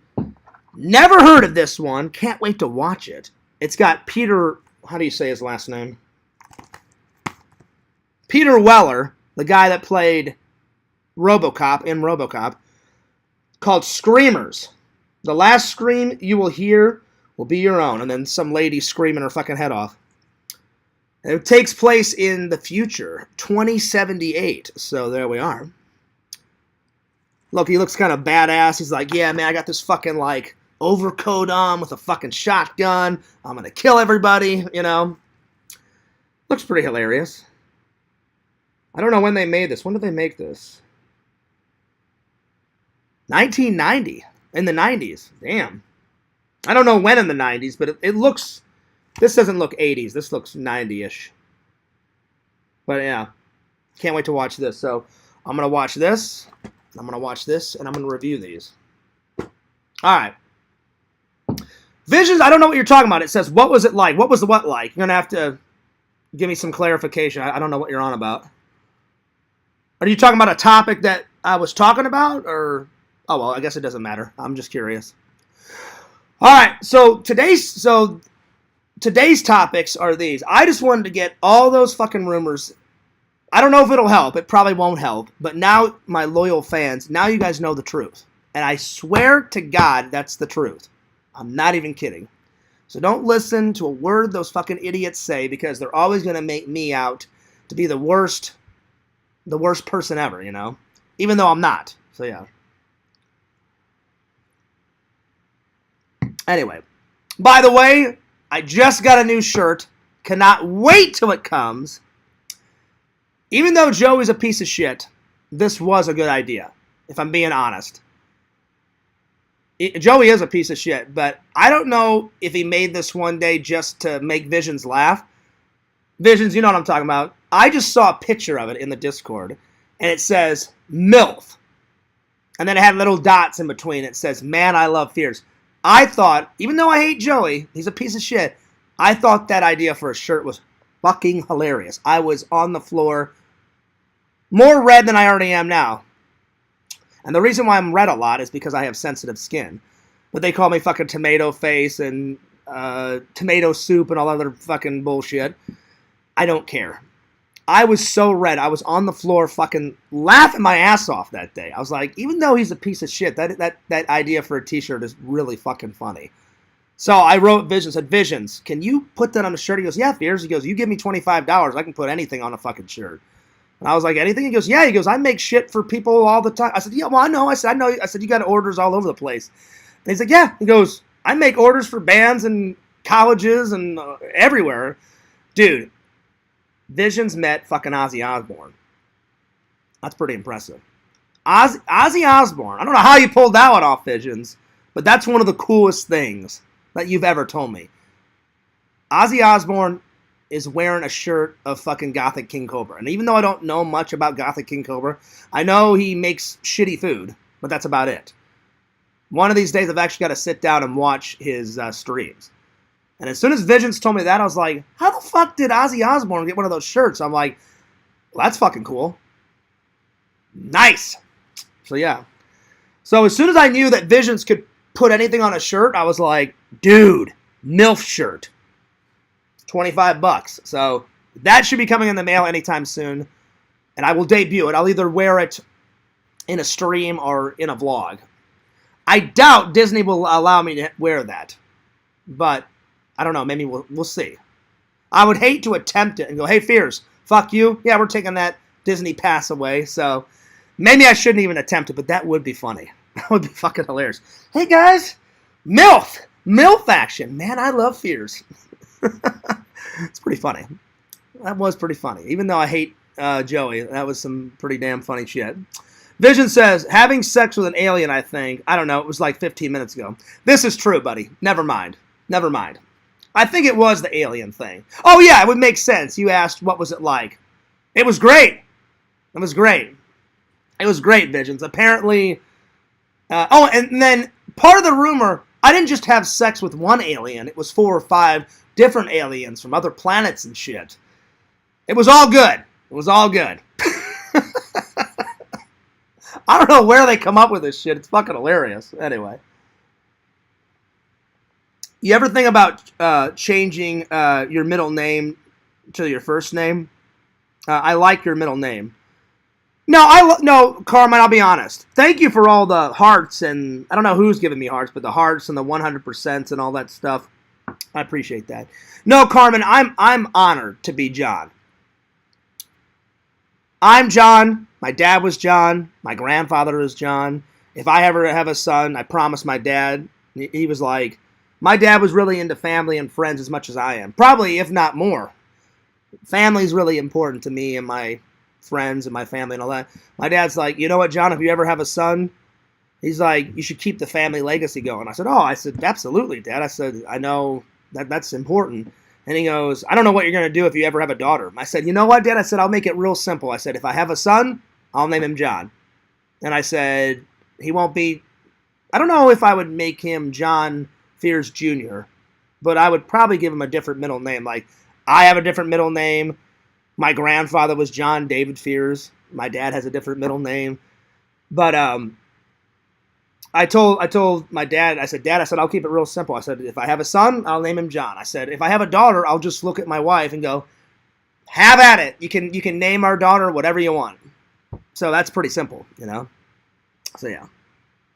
But no, Carmine, nothing against my middle name. I love my middle name, you know? My middle name was created because it was my British grandfather's first name. So my mom thought, oh, that'll be cool, even though John didn't get to meet his British grandfather because he died of a stroke before I was born. I'll put that in there. And I was like, oh. And whenever I was young, I asked my mom, my dad, where they got that. And she goes, oh, that's from your grandfather. I was like, oh. I'm like, well, that's cool. I'm like, even though I didn't get to meet him, that's cool. You know, I'm like, that's cool. And so, yeah. Do you use moisturizer on your face? Yeah, I do. It just is, ever since I was like 4 or 5, I've had sensitive skin. But it's weird. Like, anytime me and my family would go on like family vacations and shit back in the day, like my mom's from England. People from Europe, if they try to like tan, they just get massively sunburnt. I don't get well, I do get sunburnt, but it turns into a tan, like a golden brown, crisp, like fucking spectacular tan. My brother, he's like, oh no. He goes, I got that cream shit all over me. And he goes, John, I don't tan. I said, well, yeah. I said, you're my brother. I said, we grew up together. I said, you're just like Mom. I said, you get sunburnt to all hell. But me and my dad, we're different. My dad, he would like take his shirt off. He would get a great tan. I would take my shirt off. The only difference is I would take my shirt off, you know, at the beach. I'd go swimming and make sandcastles and shit, just like any other kid would back in the day. And I would look at my arms and my face. I'm like, holy shit, am I red? But then, like, give it like 3 or 4 hours, I would look into the mirror and go, oh shit, that's turned into a nice tan. Sweet, problem solved, you know? So I've never had that problem. I don't know, just whenever I get embarrassed sometimes, my face gets flushed and I get red. I'm not lying to you guys. That's why the trolls call me tomato face, but I don't care. That I've embraced, like my profile picture, I think, who made that? It was either Tyler or someone made me a meme picture of a tomato face. I can't remember who it was. I think it was Tyler. I'm not 100% sure. I can't remember, and that's me being, like, honest to God. But I was like, oh, that fucking picture of me as a tomato is fucking hilarious. I was like, I'm using that on Fears Vlogs. Every once in a while, I like to change up my artwork on my channel, just to keep it live and fresh and, you know. And my friend Caleb, he makes a lot of my background shit, you know. And I always ask Randall, like Fears Man is the mascot for my channel on Fears Man 26. And I guess I'm my own mascot for Fears Vlogs. That's why I've got a picture of a cartoon version of me on Fears Vlogs, and I've got Fears Man on Fears Man 26. But I'll switch up the background. I'm like, hey, Caleb, since my two favorite colors in the world are like blue and yellow, I'm like, put a yellow background with like maybe blue words. And then it was around Halloween time last year. I was like, you know what? I'm like, let me use some other colors. That's why right now both are like black and red, because I like black and red. And then Caleb was like, oh, Fears, I got it. I'll put Fears Man up there, and then I'll put like a red glow around him. I was like, that sounds fucking cool. I'm like, fucking go for it, buddy. John Thunder Fears. That's fucking hilarious. That sounds nice. Yeah, so I've always been able to tan nicely, you know. Sometimes it's a real pain in the ass for other people, you know, like, oh, Fears, no, I can't go to the beach. Like, I'll fucking, like, roast to a crisp, you know? And I'm like, that's unfortunate. Literally, I do the same thing when I go to the beach. Like, the last time I went to the beach, me and Randall went. Randall didn't feel like going for a swim, so I was like, all right, well, I'm going to go for a swim. I just literally threw off my shirt, ran in the ocean. I swam in there, I don't know, for 10, 20 minutes. Came out, grabbed my towel, dried off, laid down. I tanned for a little bit. Then I took a little nap, and then when I woke up, I saw Randall, like, sweet-talking some ladies, and I was like, oh, shit. I'm like, I'm going to go and sweet-talk some ladies, too. And then we almost had them. But whatever that town is near Stonehenge. I've never been to Stonehenge, but I've been to the town near Stonehenge. So I thought I'll pick one of my favorite places that I've went to in England, and I'll tell you guys some fun stuff if you ever go there that you could do. So that's topic number one. Topic number two, I've told you guys that I was in Boy Scouts. I almost made it to Eagle Scout, but I'm going to tell you guys some badges that I got. Now, because I know what the trolls will say, I'm going to do all the ones that I remember, because I don't remember every single badge that I got. So it won't be an accurate list, but I downloaded a picture off the internet of all the Boy Scout badges. And if they look familiar to me, because I know some of them, like I know for a fact I got a badge in, because this is one of the most easiest ones to do. I got a badge in like fire building. You know, you learn all the different types of fires to build, and then you show your scoutmaster. You have to create a fire, and then part of it, I remember, you had to start a fire without any matches. Like literally fucking rubbing sticks and shit together. Like he said, you cannot use a fucking match. So it took fucking forever, but I got a spark. So you could use rocks and kind of like spark it like that. You couldn't use, you know, a flint thing. He said, use the shit around you in the forest. And I was like, oh, fuck me, this is going to take forever. It did. So just to cut off the trolls, I'm going to look at that list of badges, and if I remember, like one of them I remember, I had to swim a couple of laps across a lake, and my bones were aching, but I got my swimming merit badge. And I remember the guy in charge was like, in order to get your swimming badge, you have to doggy paddle, you know, in place. You have to swim in the pool, then you have to swim in the lake. And you had to do certain requirements. Every single badge, you had to do certain requirements. And I don't remember all the requirements for the swimming merit badge, but the last thing, he goes, Fears, you see that lake? And the lake was fucking massive. And I was kind of nervous. I went, yeah? And he goes, oh, yeah, Fears. He goes, you know where I'm going with this one. And I was like, oh, God, I hope not. And he goes, yeah. He goes, you're going to have to start here, swim across the lake, don't get out of the lake, turn around when you get to the edge of the lake, swim back to the dock, and then swim again across the lake, and then back. So I had to swim there and back twice. And I was like, what, in one go? And he's like, yeah. And I was so tired after doing that, but I got it. So I'm just letting everybody know right now, it's not going to be an accurate count, but I downloaded a picture, and if the badge looks familiar, I'm going to tell you which ones I got from my memory. But I wish I had an accurate count. If I went back to Missouri, I'll look through a box because I have. You could put some badges on your shirt, and then if you ran out of spots on your shirt, which I did, you had like a little green kind of thing that you would wear across, and you put as many badges on there as possible too. So that's going to be topic number 2, telling you guys the badges I got. And then I thought, oh, well, since I'm talking about Boy Scouts, I don't know about you guys, but I love camping. Love camping. I haven't done it in a while. The last time I remember going camping was in college. Me and my buddy Jason, Jason Cool, he went, hey, Fears, my mom and dad's got a cabin way up in the Arizona mountains. I was like, oh, that's pretty fucking cool. And he goes, I'm going to invite some friends that I've known like since birth. He goes, and now that you and me are like school friends, he's like, you want to tag along? And I was like, yeah, sure. And that's the first time I did camping like in a cabin. Any other camping, me, my dad, my brother, we would either camp like in an RV or like in a tent. One time we did camping. At the campsite they had these teepees. We slept in a teepee. So I thought, oh man, I love camping.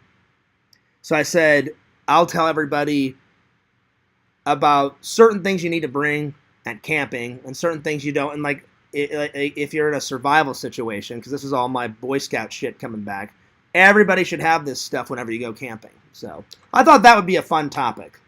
So, because I was like, well, I have to come up with some topics because I didn't watch any movies, you know.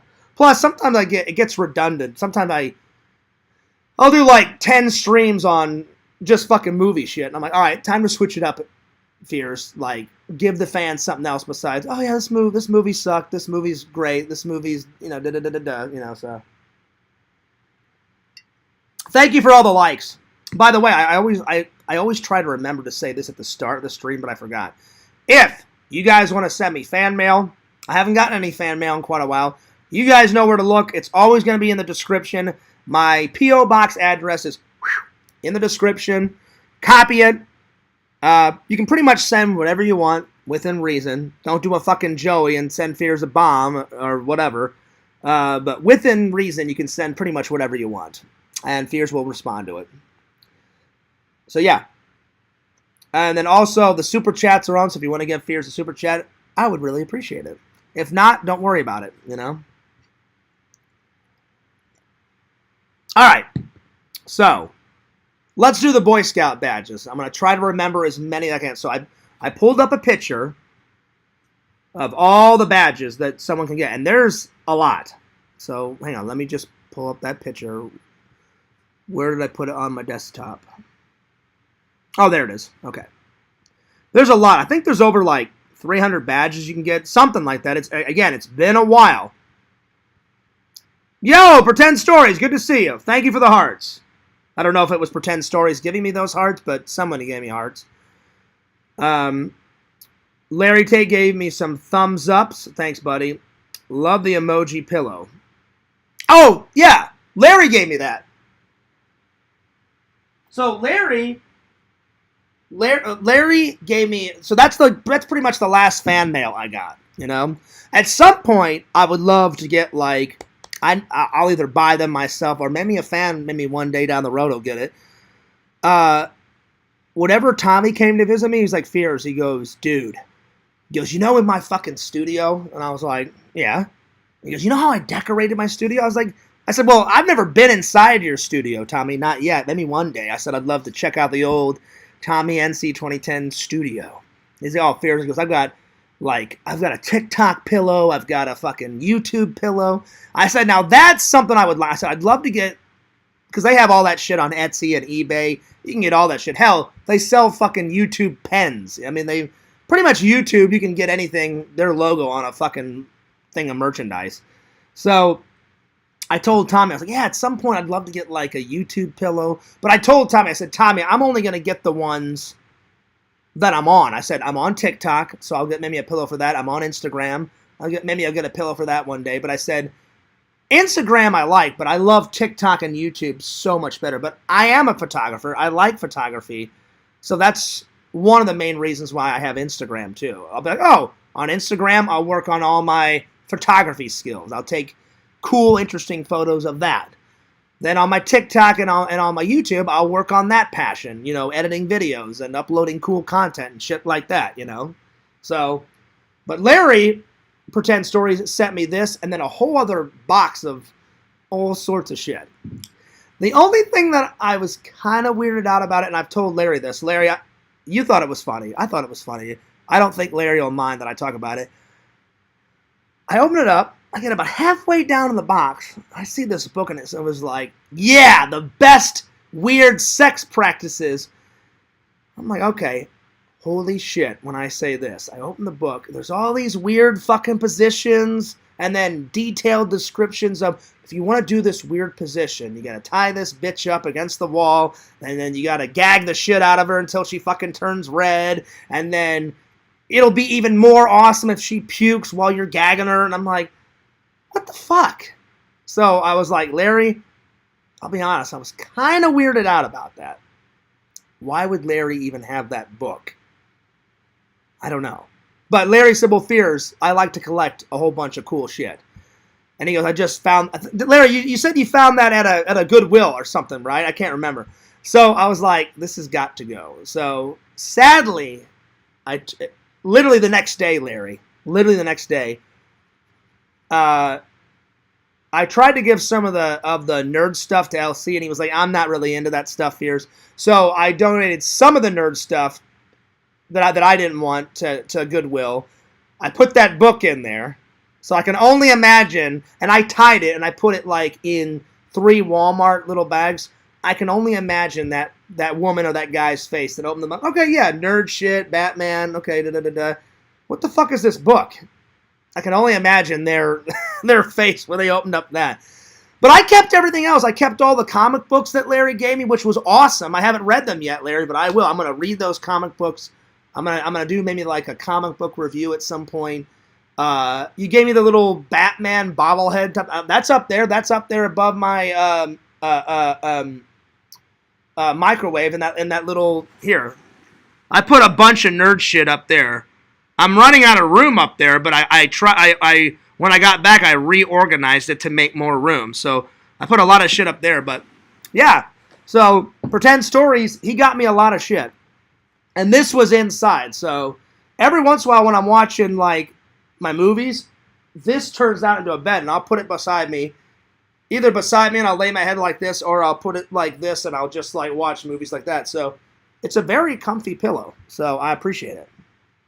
But like I said, I was telling Tommy, I said, Tommy, at some point, I'd love to get like a TikTok pillow. Because I told Tommy, I said, I'm not just going to get it to get it. I said, Tommy, if I'm on that social media, then I'll fucking get it. I said, like, yeah, I have a Pinterest, but I haven't uploaded anything on my Pinterest in fucking forever. So I wouldn't get a pillow. But I'm always posting shit on my Instagram and on my TikTok and my YouTube channel. Always. So I said, I'd love to get a pillow of those and add it to this and add it to my I bought this myself at a convention because I was running out of places to put all my nerd pins. So I've just recently been starting putting my nerd pins on the back and not on the front. Because then if you just put it like this, then you can actually put your head on this on the front. If you tried to put it on the back, once all this is filled up with pins, it's gonna fucking hurt. I did the same thing with my Halloween Disney pillow, which is really comfy too. But I started putting, all that shit on the back too. So eventually I'd like to have pillows right across this. But yeah, they're comfy. There you go. So yeah. Larry sent me... I did keep the cards, Larry. Larry, whenever you come, I need your help to find like a binder. But it's not a binder. What the fuck is it? It's people can put them in binders, but Larry, I need your help. Like people like when they collect baseball cards or basketball cards. I need a thing. I need those little those things that they slide the fucking things in. I used to have them as a kid. I used to collect baseball cards and soccer cards and hockey cards when I was a kid. I still have them all. They're just in storage collecting probably under an inch of dust. It's like a little holder that you, with these little plastic sheets that you put the cards in. I don't know where to get that, Larry, so whenever you come, you can help me, because I want to put all the cards that you gave me. And then I started buying some cards about movies and shit. Like, I'll show you. I'll give you an example. Like Larry gave me these. So Larry, I kept these, and I love Superman. Larry gave me that, and then this is the Wright brothers, and I think their story about making an airplane was cool, so I kept that. More Lois Lane, and then he's like, well, Fears, I know how much you love your hometown. I said, I love St. Louis. He gave me this, the arch, so I'm going to put all these cards in it. Then I bought these at a convention. You guys know how much I love that 90s action sci-fi movie, Demolition Man with Sylvester Stallone. I love that fucking movie. It's one of my, it's not my favorite sci-fi, but it's one of my favorites. I'd say one of my favorite sci-fis. It's a split between Escape from New York and probably John Carpenter's The Thing. I mean, they're real close. But I bought these Demolition Man cards, so I'm gonna put all these cards in that little fucking holder. I need your help, Larry, because I don't know what the fuck. It's like a card collecting book. I know that's not the correct term, but I need those plastic cover things to put them in. I can't remember what they're called, but you know what I'm talking about. So the only thing that Larry didn't give me was these. I bought these at a convention. As soon as I saw these cards laying on someone's table, it said Demolition Man. And I looked at it, I went, is that from the fucking movie? He goes, oh yeah. He goes, when that movie came out, they made trading cards. And he only had like 3 or 4 sets, and some kid bought the first set. And I was like, well, damn. I said, well, I'm not going to take those cards from a 10-year-old kid. So he took the first one. I said, hey, do you have any more left? He's like, yeah, I got 3 more sets left. I'm like, give me all 3. I'm like, I love that fucking movie. I'm like, give me all those fucking cards. So yeah. I've got the Nike shirt. Yep. And then I kept, hang on. I got them back here, Larry. I kept all these. So I basically need more of these things that you put the cards in. These little like covers. So the only thing I didn't keep was the sex book, because that was just weird, if I'm being honest, buddy. Fears does okay in the love department, so anyone that's going to send me fan mail, you don't have to send me anything sexual. Whenever I've been with a lady, I do just fine, you know? The Fears man's penis doesn't need any help. Whenever I'm with a lady, never had any complaints, so I don't need any sex books or any fucking crazy toys or any of that crazy shit. But nothing against Larry, but I opened it and I was like, I'll never fucking use this book ever in my life. This is really weird. I'm just going to send it to Goodwill. But I liked everything else. And then there was some nerd toys that I was like, I was like, I'm not into this nerd toy. I'm just going to give it to Goodwill. But I pretty much kept everything, except for those few little odds and ends. Because everything else that you gave me, Larry, was awesome. And I think the sex book was just a joke, because me and Larry have talked about this off camera. And he was like, Fears, he goes, I honestly didn't think you were going to keep it. He goes, but the look on your face was priceless. And he goes, and Visions, I'm not even kidding. Larry said this. He goes, I talked to Visions. Both of us was fucking losing our minds laughing. He goes, and everybody else was losing their minds. I'm glad it was funny, because I thought it was funny too. I look at it and I'm like, okay, all right, this is weird. I open the book and I start looking at these graphic photos, and I'm like, oh my fucking Christ. Some of that shit in that book I didn't even know existed. I was like, all right, there's a rope around a woman's neck, and she's connected to this, and then there's weights on the guy's penis. It was all over the fucking place. I mean, it was, it was like, I was like, man, this is some crazy shit, you know? And then I remember one time you guys telling me, maybe it was Pixel, girls are really into, like, what is it, having tails? And I didn't know what that meant, and Pixel told me, oh yeah, Fears, like, girls are really into this. You can go on a sex site, and it's like a butt plug, but with, like, a tail.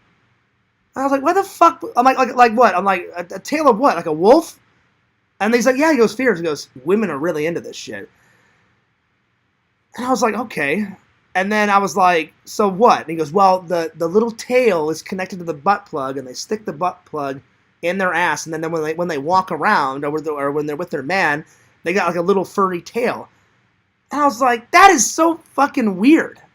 I'm like, I've never in my life been like, you know what really gets Fears' engine going? A woman with a tail. That's just not appealing to me, you know?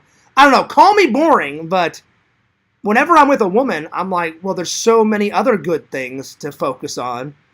You know, nice ass, boobies, having sex with her vagina.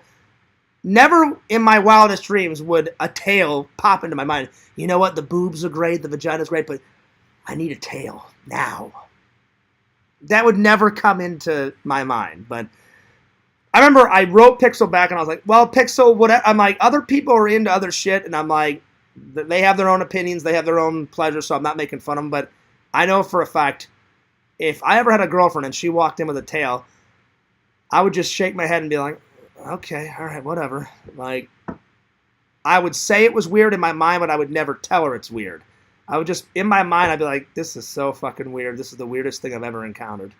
Anyway, but I remember when Pixel told me that, I was like, I mean, whatever gets their fucking engine going. I'm like, it wouldn't get my engine going, but I'm like, whatever. Yeah, okay, cheers for that, you know. But yeah, I did keep the shirt, Larry. Pretend Story says, what's the address? Oh, my P.O. Box address? Larry, if you need to copy it down, it's down in the description. I've been putting it ever since the P.O. Box has only been open, what, Larry? I think, 3 months now? 3.5 months, something like that. So it's pretty brand new. Anytime I make a video, I put it in the description. Every time I make a live stream, I put it in the description. So yeah. All right, let's get to the first topic. So I pulled up every single merit badge that you can get in the Boy Scouts, because Fears started Boy Scouts when I was... Well, you start in the Cub Scouts, and then you go into Boy Scouts, and then they cut you off at 18. So they said, if you don't make it to Eagle Scout by your 18th birthday, that's it. That's all the time you get. So I got a lot of merit badges first in Cub Scouts, and I'm sure all the guys in here, I was a typical American boy growing up. I lived in a small Midwestern Missouri town. I went to church. I was in the church choir, and then on Sundays after church, I would go to my Cub Scout and Boy Scout meetings. Then I'd come home, have dinner, go to school during the week. So in Missouri, in the Midwest, it's very normal. All of my friends that I went to school with in grade school, almost all my guy friends were in Cub Scouts and Boy Scouts, either with me or they were in another type of Boy Scout program that wasn't in the program that I was with. But I always encourage people, you should be in Boy Scouts, because I learned a lot of cool shit in that. I learned how to camp. My dad, anything I didn't learn about camping in Boy Scouts, my dad taught me the rest, because my dad loved camping. He loved camping if it was with his family, but because my dad did so much camping when he was in the service, in the military service, he went, John, almost every day we went camping. So he said, eventually I got sick of it. And I said, so why do you go camping with me and mom and my brother? And he was like, well, he goes, because I love my family. So he said, I love camping with you guys. He goes, but if one of my buddies from work called me and said, hey, John, you want to go camping with me and my family? My dad would have said, no, I'm good. I don't want to come. Because my dad eventually stopped liking camping because he did so much of it. So anyway, but it's cool that he liked it when he was hanging out with us, you know. Because I have so many good memories of camping. And I'll be honest, it's been a while. So the last time I went camping was with my buddy Jason in college. So it's been a minute. So I'm going to read through all these. So, and I'll tell you guys the ones that I remember getting. So I remember getting a badge for archery. We did a lot of archery in Boy Scouts and Cub Scouts. I got a badge for art. Let's see. American business. No, I don't remember getting that one. American cultures. Nope. American heritage. Nope. American labor. Nope. Animal science. No, I don't remember that one. Animation, no. Archaeology, no. Astronomy, no. Athletics, yes. I remember working out and exercising, and me and my dad did that badge together. So far, art, athletics, automotive, no. Maintenance, no. Aviation, no.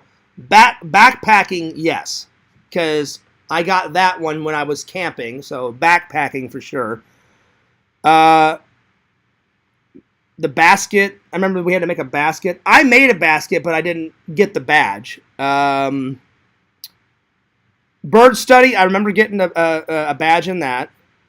Camping, obviously camping, I got that badge. Canoeing, absolutely. Remember doing that. Chemistry, no. Chess, no. Cinematography, you bet your ass, Fears got my badge in that. Citizenship in the community, I believe I did that one. Climbing, yeah, because we did that at Boy Scout camp. Coin collecting, no, I really wasn't into collecting coins when I was a kid. Communication, I believe I did that one. I kind of remember that one. Cooking, I actually did get that one. As much as I hate cooking, that was an easy one because I did it with my mom. My mom was such a good cook. She still is a good cook. That one was easy to get. Crime prevention, I don't remember doing that one. Cycling, me and my mom and my dad and my brother, we used to bike all the time, so I remember doing that one. Dentistry, no, I didn't do that one. Disability awareness, where you have to help the community and you have to help like the people that are unfortunate with either like disabilities that they're either born with or they got a disability after something terrible happened to them. I remember doing that one because I remember I forgot what it's called. There's a program. I remember I volunteered when I was a kid to do something at the Special Olympics. Every state's got their Special Olympic events where people that have disabilities get to do races and batons and all that stuff, and they get medals and awards. And I remember our scout troop donated some of our time, something. Anyway, I remember doing that one. Dog care, yes, that was an easy one because I had a dog growing up. Drafting, no, I didn't do that one. Electricity, I didn't do that one. Digital technology, I don't remember that one, no. Emergency preparations, I did do that one. Energy, no. Engineering, no. Environmental science, no. Family life, that was an easy one, so I did that one. Farm mechanics, no. Fingerprinting, no. Fire safety, I for sure did that one because we covered that at camp. First aid, absolutely did that one. Fish and wildlife, we did that one at camp. So I did that one. Fishing, I did. Fly fishing, I did. Forestry, I did because that was at camp. Game design, I didn't do that one. Gardening, I didn't do that one. Golf, no. Graphic arts, no. Hiking, I did. I did do that one. Home repairs, no. Horsemanship, I did do that because you got to ride horses at Boy Scout camp. So I remember riding horses. I did that one. Insect study, no. Inventing, no. Journaling, I don't remember doing that one. Architecture and law, I didn't do that one. Leather work, no. Life saving, I did do because that was at Boy Scout camp. Medicine, I did because they covered medicine at camp. Metalwork, no. Mining and society, no. Model design, no. Motorboating, no. Movie making, for sure, I got that one. Music, no. Nature, yes. Nuclear science, no. Oceanography, no. Painting, I believe I did. Personal fitness, I did. Photography, I did. Pioneering, no. Plant science, no. Plumbing, no. Programming, no. Public health, maybe. I'm not for sure. I can't remember that one. Writing, I did. Reading, I did. Reptile and amphibian study, no. Rifle shooting, I did do because after at camp we would do like bow shooting, like bow and arrows. We did the rifle in And I remember what type of guns we shot. I shot a bow and arrow, different kinds of bow and arrow because there's different kinds. So like 2 bow and arrows, and then I shot a shotgun, 2 different types of rifles. I never shot a handgun until I went shooting with my dad.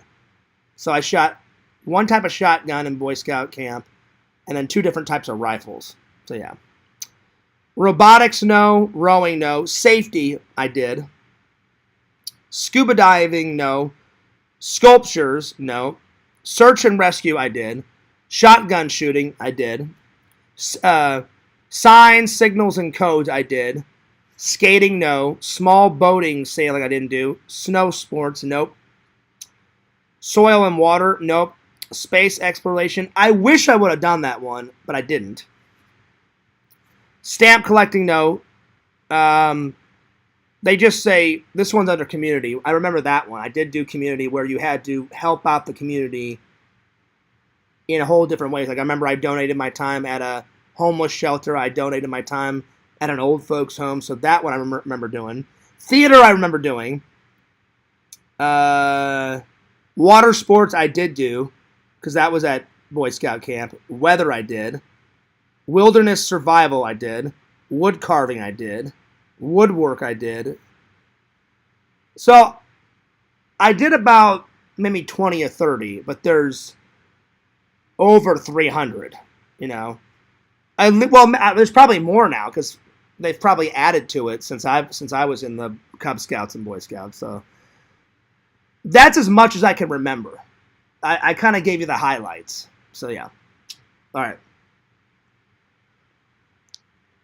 Timmy says, John Fears is good at pitching a tent. Are we talking about the same type of tents, though, Timmy? Because usually Timmy does a lot of sexual references. Well, Timmy, I am good. Oh, shit, what about reverse cowgirl? Listen, Timmy, if I'm with a lady, I can do all that shit. I may be a little rusty because it's been fucking 4 years since I've been with a lady, but listen, when Fears is with a lady, I get in there like a little fucking champ in the night and I get shit done, you know? Again, anytime I've been with a woman, I've never had a complaint, you know? Or if they did have complaints, they never said it to my face. But as far as I know, no complaints, you know?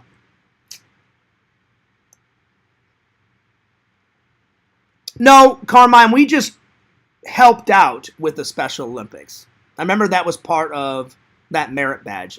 We would donate our time to the community to help out. We did all sorts. I remember, the Salvation Army. I remember we would go door to door asking people for cans, like canned food. And I remember there was a contest, and we were split up into teams. So me and my buddy would go door to door and collect as many cans of food.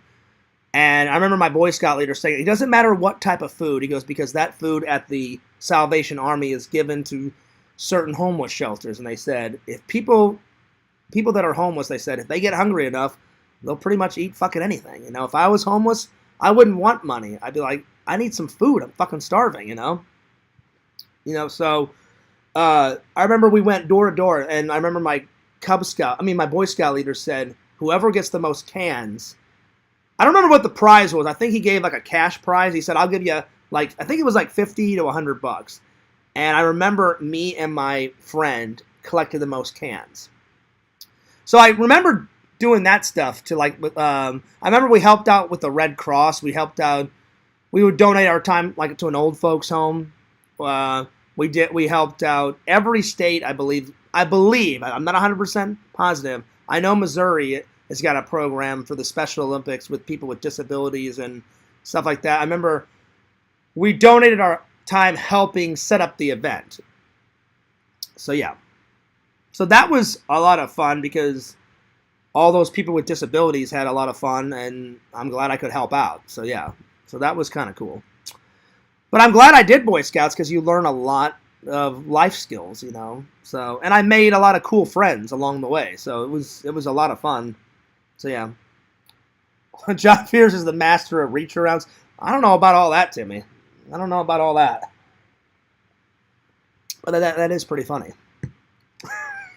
Jesus. I don't know where you guys get this crap. Oh, it's funny though. All right. So that's topic number 1. All right. Topic number 2. I've been all over England. I'm not going to tell you guys what town my family lives in, because if Adam Machidi ever finds out, but I'll just go there and make Fierce's life even more a living hell and the trolls. But I've been all over. Like I said, I've been to, oh God, how many towns have I been to? London, Manchester, Bristol, Bridlington, Skyborough, Hull, Cottingham, York, Wales, oh fuck. That's as many as I can remember. But I remember going to Hull with my mom because she loves that town. She has a lot of friends in that town, and I thought, that would make a good topic. So here's the top 10 things that you can do if you ever go to Hull, England. It's a big city. There's a lot of cool, fun stuff. Some of these I've done. Some of these I've never heard of, but some of these I've done whenever my mom's took me to different cities in England. And again, I owe my family a visit. God. Last time I was in England was for my cousin Samantha's wedding, and that wedding was fucking phenomenal. It was fucking epic. It was amazing. I had so much fun. And some of her friends were like super hot. I was like dancing with them. They're like, "Oh, you're from America?" And I'm like, "I am from America." And they're like, "Yeah, but you're British." And I'm like, "Yeah, I've got both." And they're like, "Well, why don't you have an accent then?" I'm like, "I don't know." I'm like, "Because I was born here in America." I said, if I would have been born in England, I would have had the cool fucking James Bond accent going fucking ballistic. And I do love their accent. Sometimes I wish I had the cool accent. "Have you ever seen James Bond?" I'm like, "Yes. I've watched all the James Bond movies. It would be sacrilegious if I did not watch the movies. It's part of Fears' culture. James Bond, without James Bond, there would be no Austin Powers. Without Austin Powers, there would be no James Bond." So I've seen all the Austin Powers movies, too. "Do I make you horny, baby? Do I? Do I make you randy?" Which is fucking hilarious. Which town has the best biscuits and gravy? Oh, well, I would say Missouri, Timmy, because my grandma made the best biscuits and gravy. So there it is. My favorite wedding was Eric's because Carrie was going ballistic. I mean, Carrie was going pretty fucking ballistic. And you know what? I will give Eric credit where credit's due. He goes, "Fears." He goes, "You know why I had you and Carrie do that shit?" And I was like, "I think I know why." He goes, "Well, Carrie is fucking crazy in my family." I'm like, "Yeah, she's fucking manic. She's going fucking ballistic." He goes, "Well, yeah, Fears, I thought it'd be funny." So he said, "I hope you're not mad." I said, "I'm not mad, Eric." But I said, "That was a funny joke, and don't ever do that to me again, buddy." He's like, "Oh, Fears, I won't." He goes, "Because she's fucking nuts." I'm like, "You think?" She's nuts. So I can understand why, Timmy, why you would think it was funny. Because now that I think about it, it is funny. But in the moment, I was like, "Oh, man, this sucks." So, yeah. All right. So, here's the top 10 things. If you ever go to Hull, England, it's one of my favorite towns over there. But I've went to many towns in England. There's tons of cool stuff to do in London, Big Ben, Parliament, I've been to both. The only thing I haven't done that I would love, I've been to Buckingham Palace, but I've never gotten a chance to go, like, how you can go to, like, Washington, D.C. and do a tour inside the White House? Me and my family have done that before, but I've took pictures on the outside of Buckingham Palace, but I've always wanted to go inside where well, now he's King Charles, I believe. I can't remember. There's a tour where you can go inside and see where the royal family lives and check out all the rooms. I've always wanted to go take that tour, but I never have gotten a chance, not yet. So that's some cool stuff to do in London. But anyway, I just wrote on Google, I said, what's some fun things to do in Hull? So, and they gave me a top 10 list. Some of these I've been to. Some of them are new. So, number 10, check out Humberside Street. A pretty line. I'm sorry. I'm so tired. I can't even read. Number 10, Humberside Street. A pretty lane filled with pubs and restaurants. I've been to this. They have tons of cool artwork on the sides of buildings. There's plenty of pubs, which is the British version of bars. Tons of restaurants. I've been there. It's very nice. You guys should totally check it out. So that's number 10. Number 9, I've been to this bridge. It says, check out Humber Bridge. Walk or bike on Britain's longest suspension bridge. So that I've walked across that bridge. I've ridden across that bridge in a car. Totally worth it. Totally check it out. Number 8, I've never been to, but it sounds cool. It says Hull and East Riding Museum. It says the Hull and East Riding Museum is a compelling stop for history enthusiasts. Has exhibits of ancient civilization and architectural and archaeology finds. So I've never been to that one. So that would be kind of cool the next time I go back. Number 7, never been to this one. Burton Constable Hall and Grounds. The Burton Constable Hall and Grounds is one of England's most well-preserved country houses. This 16th century house complex hosts exhibits and historical artifacts. The best way to discover this grand house is a tour which takes you through 30 rooms full of paintings and elegant furniture. The tour lasts about an hour. And this picture of this mansion is going fucking nuts. I didn't even know this mansion existed in Hull, but definitely I'm going to check this out the next time I go to Hull. Because the picture of this mansion is fucking epic. It looks beautiful, you know, in this picture. So I've never been there. I have been to the next one. Number 6 is called The Deep. A magnificent aquarium and remarkable sea creatures are in this building. Been to that aquarium before. That's a good one. Number 5, Street Life Museum and Transportation. I think me and my family have drove past it, but I've never been inside that museum. So that's pretty cool. Number 4, I have been to this gallery. Fern's Art Gallery. My mom has took me there before, and that was really cool. Queen's Gardens, never been there. Beautiful flowers, beautiful fountains. Relax and have lunch in the gardens. I've heard of it, I've just never been in it. So that was number 3. Number 2, I've walked past this church, but I've never went inside it. It is a massive, like, church/cathedral. It's called Hull Minster Church, the city's most magnificent cathedral/church. I mean, it's fucking massive. So I've never been in. I've drove past it. I've seen it, but I've never been inside.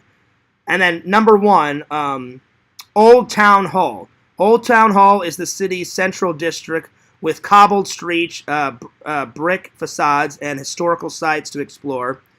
One of the most eye-catchers is Hull Minster, so that church is in there. Beautiful pubs, beautiful restaurants in Old Town Hall. This attraction is a must-see if you come. So those are the top 10. So some I've done, some I haven't done.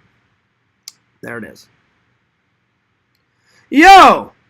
Angry Man-Child, good to see you. Good to see you. We're halfway through the stream. Let me read some of these topics. Let's see here. Where did I leave off? Let's see. Biscuits and gravy. Let's see. Carrie wanted John Fears' trouser snake. I guessed, Timmy. I don't know what the fuck she was trying to get at. Buckingham Palace is not as good as Limp Mansion. Actually, I'm going to have to decline that, Timmy. As cool as the Limp Mansion is, it's a haunted mansion in downtown St. Louis. I've been there. It's really fucking cool. Carrie said that she saw ghosts and spirits. We didn't see shit. Or at least I didn't see shit. Carrie's like in the bathroom, like, I saw a shadow, Fears. Yeah, Carrie, it's sunny out. A shadow will hit the fucking window and make a shadow. You didn't see a ghost. Oh no, Fears, I saw one. It's right there in the fucking window. I'm like, Carrie, the fucking sun is out. You didn't see a ghost. Anyway, there was nothing I said could convince her, but I was like, whatever, Carrie. I'm like, let's just go eat lunch before we take the tour, because The Limp Mansion is half a restaurant, half a hotel, and half a tour. So we didn't stay there, but I didn't even know.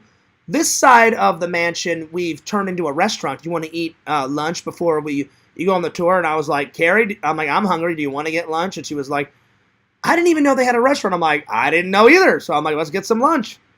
That's when me and Carrie were like actual friends, and she wasn't asthmatic. Now she's just off her goddamn rocker, you know. No ghost, only the guy on the toilet. Well, that was a mistake. And if you guys have not seen the vlog, it's somewhere on one of my 2 channels. I was exploring, vlogging. You would think this guy would lock the door, but I guess he just doesn't care. And I went, oh, cool, a bathroom. I said, let's see what's inside. I opened the door, and there's a guy, a 500-pound guy with his pants down to his ankles, just taking a shit. And I was like, whoa, sorry. And I closed the door real quick. Did not mean to walk in on him. I was like, I could have went without seeing that, you know, but it happened. So there it is. All right. It was funny at the hockey when Carrie wanted a kiss cam. Yeah, thank God there was no kiss cam, Timmy, because I would have been like, that's not happening. Anyway. All right. Last, whenever you go camping, you have to be prepared. So I thought this would be a cool topic. So let me just pull up the little picture that I downloaded off the website. If you go normal camping, you have to bring the essentials. So when you go camping, these are the 10 essentials that you have to bring. Bring extra clothing. Bring rain gear. That's number 2, just in case if it does rain. Bring a map and a compass. Matches or some type of fire starters.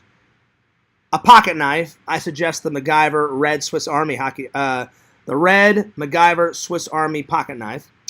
Trail food. First aid kit, flashlight, sun protection, and a water bottle. Those are like the essentials whenever you go camping. But let's say like something happens. You should always have what I like to call a camping survival kit.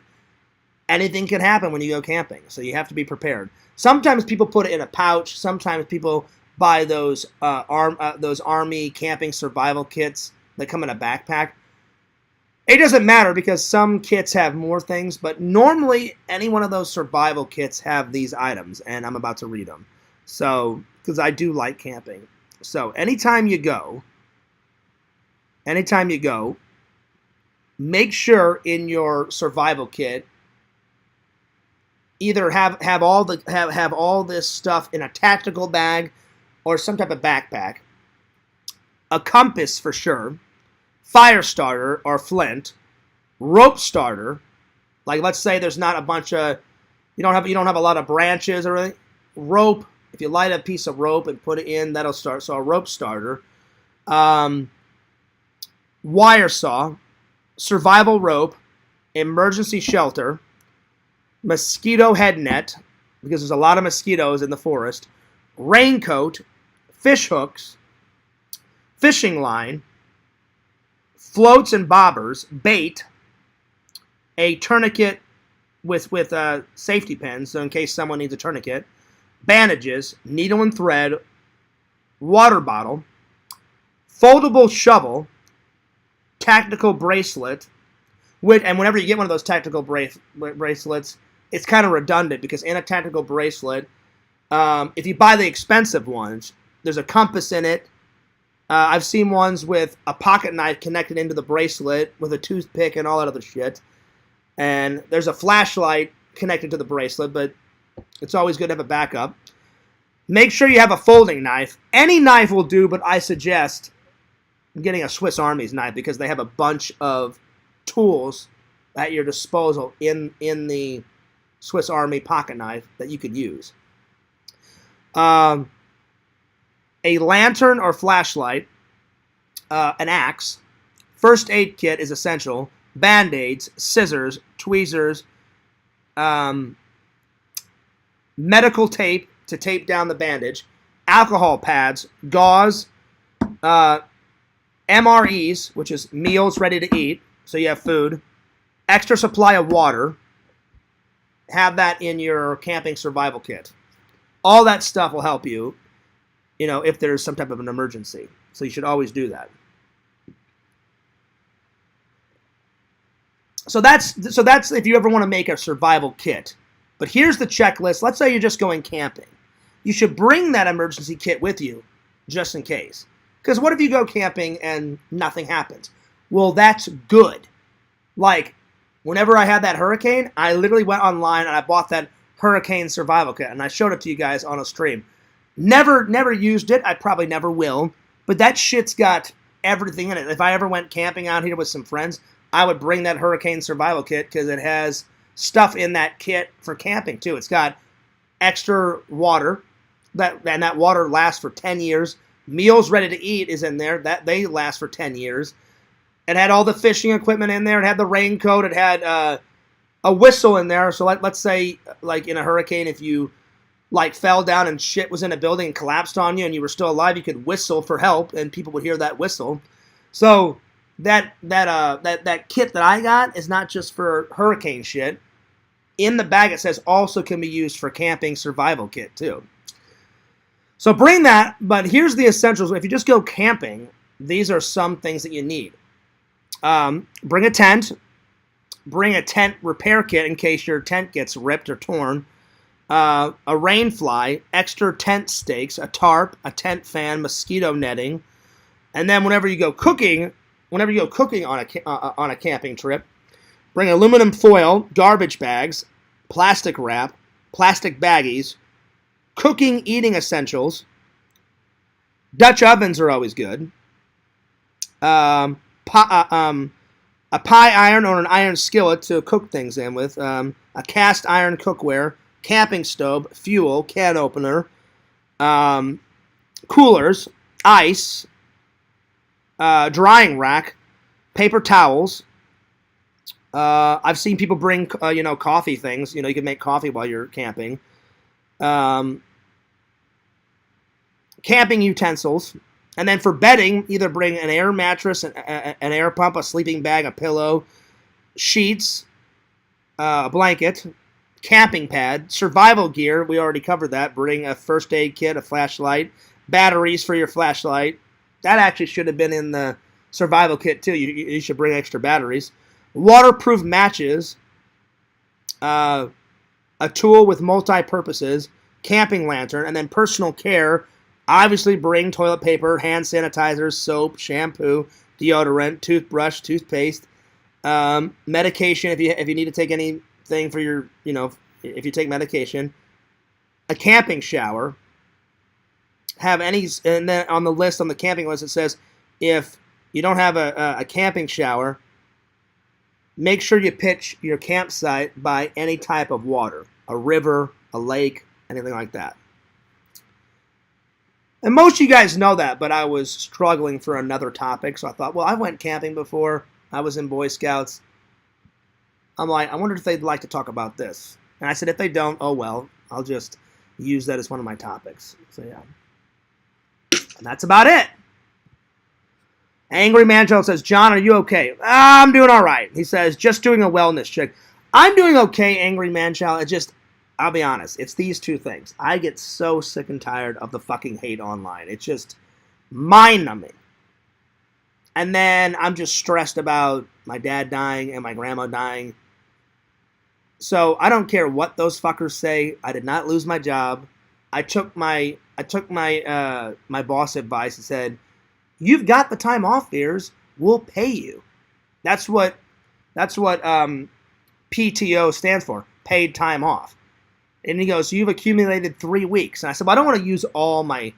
He goes, if you don't want to use it all, I genuinely believe that you should take some rest, work on some projects, rest, take some time to yourself. He goes, I know you're religious. Read your Bible, which I did a little bit today. He goes, pray for your loved ones. He goes, mourn a little bit.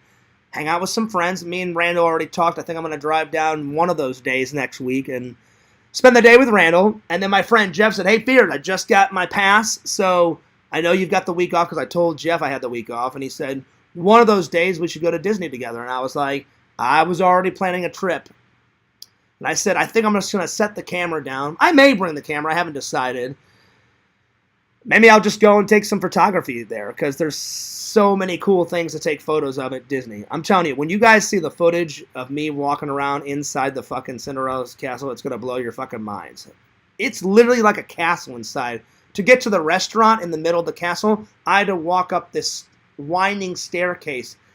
And I was like, this is fucking cool. This is fucking sweet, you know. So, it was pretty awesome. But I'm doing okay, Angry Man-Child. I just need a break. And I really wish those idiot trolls would just cut me some fucking slack. I really wish they would. They won't, but I wish they would. But I'm trying to hang in there the best way I could.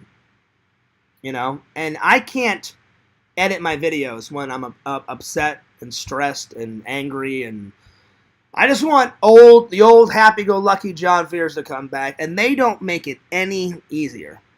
Adam Pacitti puts on this persona where he's such a nice guy. He is an evil piece of rat shit.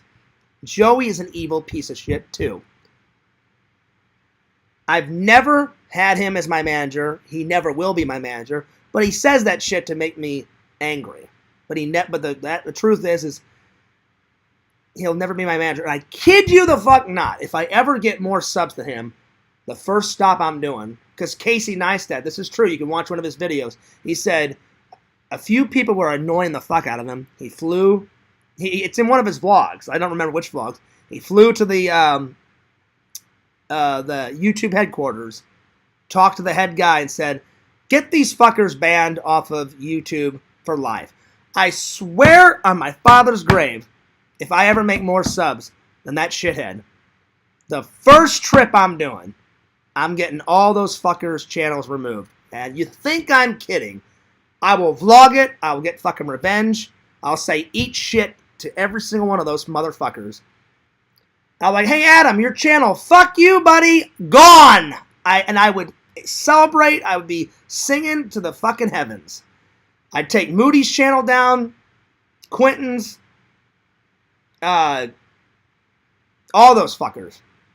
And there wouldn't be a damn thing that could fucking do about it because the head of YouTube would ban them for life. And oh my God, it would be the best fucking thing ever. That'll probably never happen because I probably won't. I'll be honest, I'm a realist. I probably never make as many subs as Adam Pacitti and all those other idiots do. But one can dream. But I'm telling you, if that ever happened, oh my God, it would be the best fucking revenge of all time. It probably won't happen, though. As much as I like YouTube, I doubt I'll ever get to 100,000. I would love to, and get a play button and all that, but never say never, but I don't think it'll happen, you know? So, I mean, there's always hope that maybe one day I'll get to 100,000, but if I'm being honest, I love my fans, and I love my channels, and I love that I have got, you know, a cool little fan base, but I doubt I'll ever get to 100,000. You know, like when I watched Roman Atwood, I'm like, holy shit, this guy's got... I think he lost some of his fans because for a while, I think he took a break and he wasn't, for the longest time, he wasn't uploading any videos. So at one point, I swear to God, you guys, he was at 17 million. Me and Randall were talking about Roman Atwood a couple days ago, and I actually, just out of curiosity, I just checked his channel. He's lost some subs, but it doesn't matter. He's still at 15 million, but he was at 17 million. But now, even if he's at 15 million, he's making millions of dollars and shit and all that.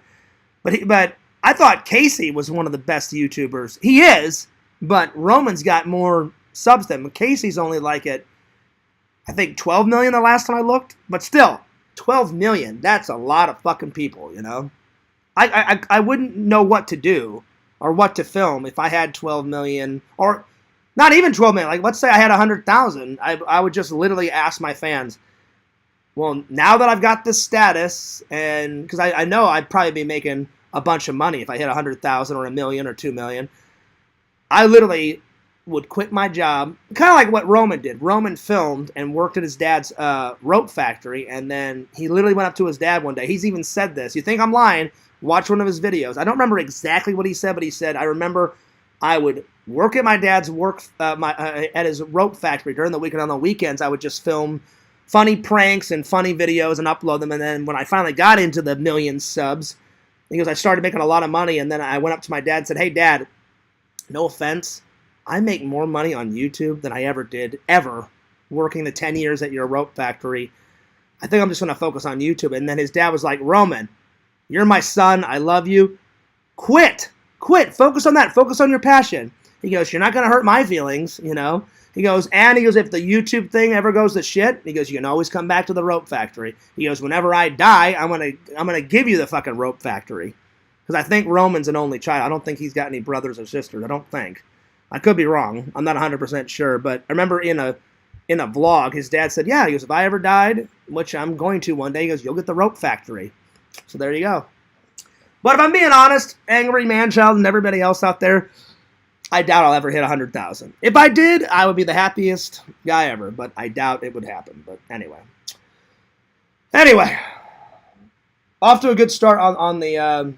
It was a pretty good stream. Off to a good start on the vacation.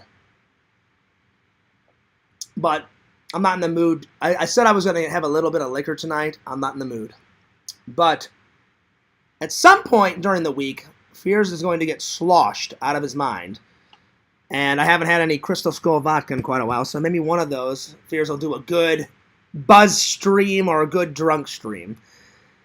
Wipe off the dust off the boot, pour myself a couple of boots, and like LC, says, and drink some boots. So yeah. Anyway, I'm taking off, but I hope you guys enjoyed the stream. Thank you so much for tuning in. At one point, I had 15 people watching. I still got 9 people watching. Thank you for the 3 likes. I really appreciate that. Carmine says vacation drink. I kid you not, at one point, I'm going to get on a little bit of liquor. Maybe I'll pull out an old classic. Before I discovered Crystal Skull vodka, Fears drank a lot of Jack Daniels and, Jack and Cokes. I still like Jack and Cokes, but ever since I found Dan Aykroyd's Crystal Skull vodka, I've been drinking a lot of that. It tastes so good, and the Trolls think I just drink that because Dan Aykroyd makes it. It's not. I drink it because it's actually fucking good vodka. It's one of the best vodkas I've ever tried in my entire life. It is so good. It's just a bonus. It's just a plus that Dan Aykroyd one day said, I'm getting sick and tired of drinking shitty vodka. I know, I'm famous. If I can't find any good vodka, and I drink all these shitty vodkas, I'll just make my own fucking vodka and make a profit.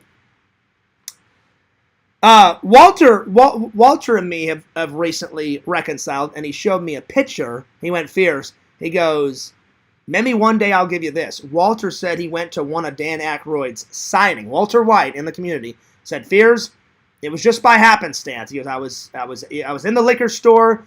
Dan Aykroyd was there signing Crystal Skull vodka heads. And he was like, oh shit, Dan Aykroyd. And he went in line, bought a fucking Crystal Skull vodka, and he had Dan Aykroyd write it. He said, Fears, if I ever decide to get rid of it, he goes, you'll be the first one I call.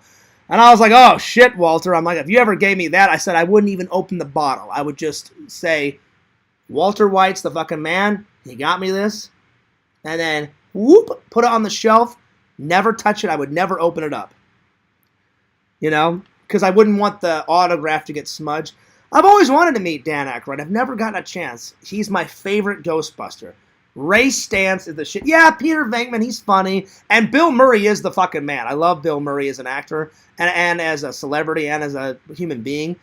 But whenever I watch Ghostbusters, it's broken down into different, things. Like, Peter is the mouth. He's the loud mouth of the group. Ray Stantz, he's the heart of the Ghostbusters that makes all the equipment, and he has the heart of the Ghostbusters. Egon is the brains, and then Winston is the outsider, where he's not a scientist, and they made Winston's character because Winston is supposed to be like the audience point of view. Like, what if you're not a scientist, and you got a job with these guys? That all 3 of those other guys are scientists, right? Well, what would you be thinking? What would you be saying? So I like how they split up the group. Like, this guy's got this guy's got that. Ray Stantz will always be my favorite Ghostbuster. Always. Always. All right, I'm taking off. Thank you for all the hearts, though. Well, as always, to end, don't forget to like, comment, subscribe to The Fears Man at FearsMan26 on YouTube, the main channel. Fears Vlogs is the second channel. Follow my buddy Randall, Lord Randall, at Cameo Man 2021, his first channel. His second channel, The Mayor of Magic. Follow my buddy Richie Wright, the Challenge Master. The things he does with barbecue sauce will blow your fucking mind. Follow Tommy NC 2010, that crazy fuck from North Carolina, that lovable, great fucking guy. Mr. Positivity, he's fucking great. I've met him twice. Can't wait to hang out with him more. And last, but certainly not least, follow Larry Tate. He's recently started making some content, so give him a like, give him a sub, give him a follow. Do all that shit. Anyway, cheers to you guys. And this is Fears, taking off. Peace. Deuces. I'll see you guys later.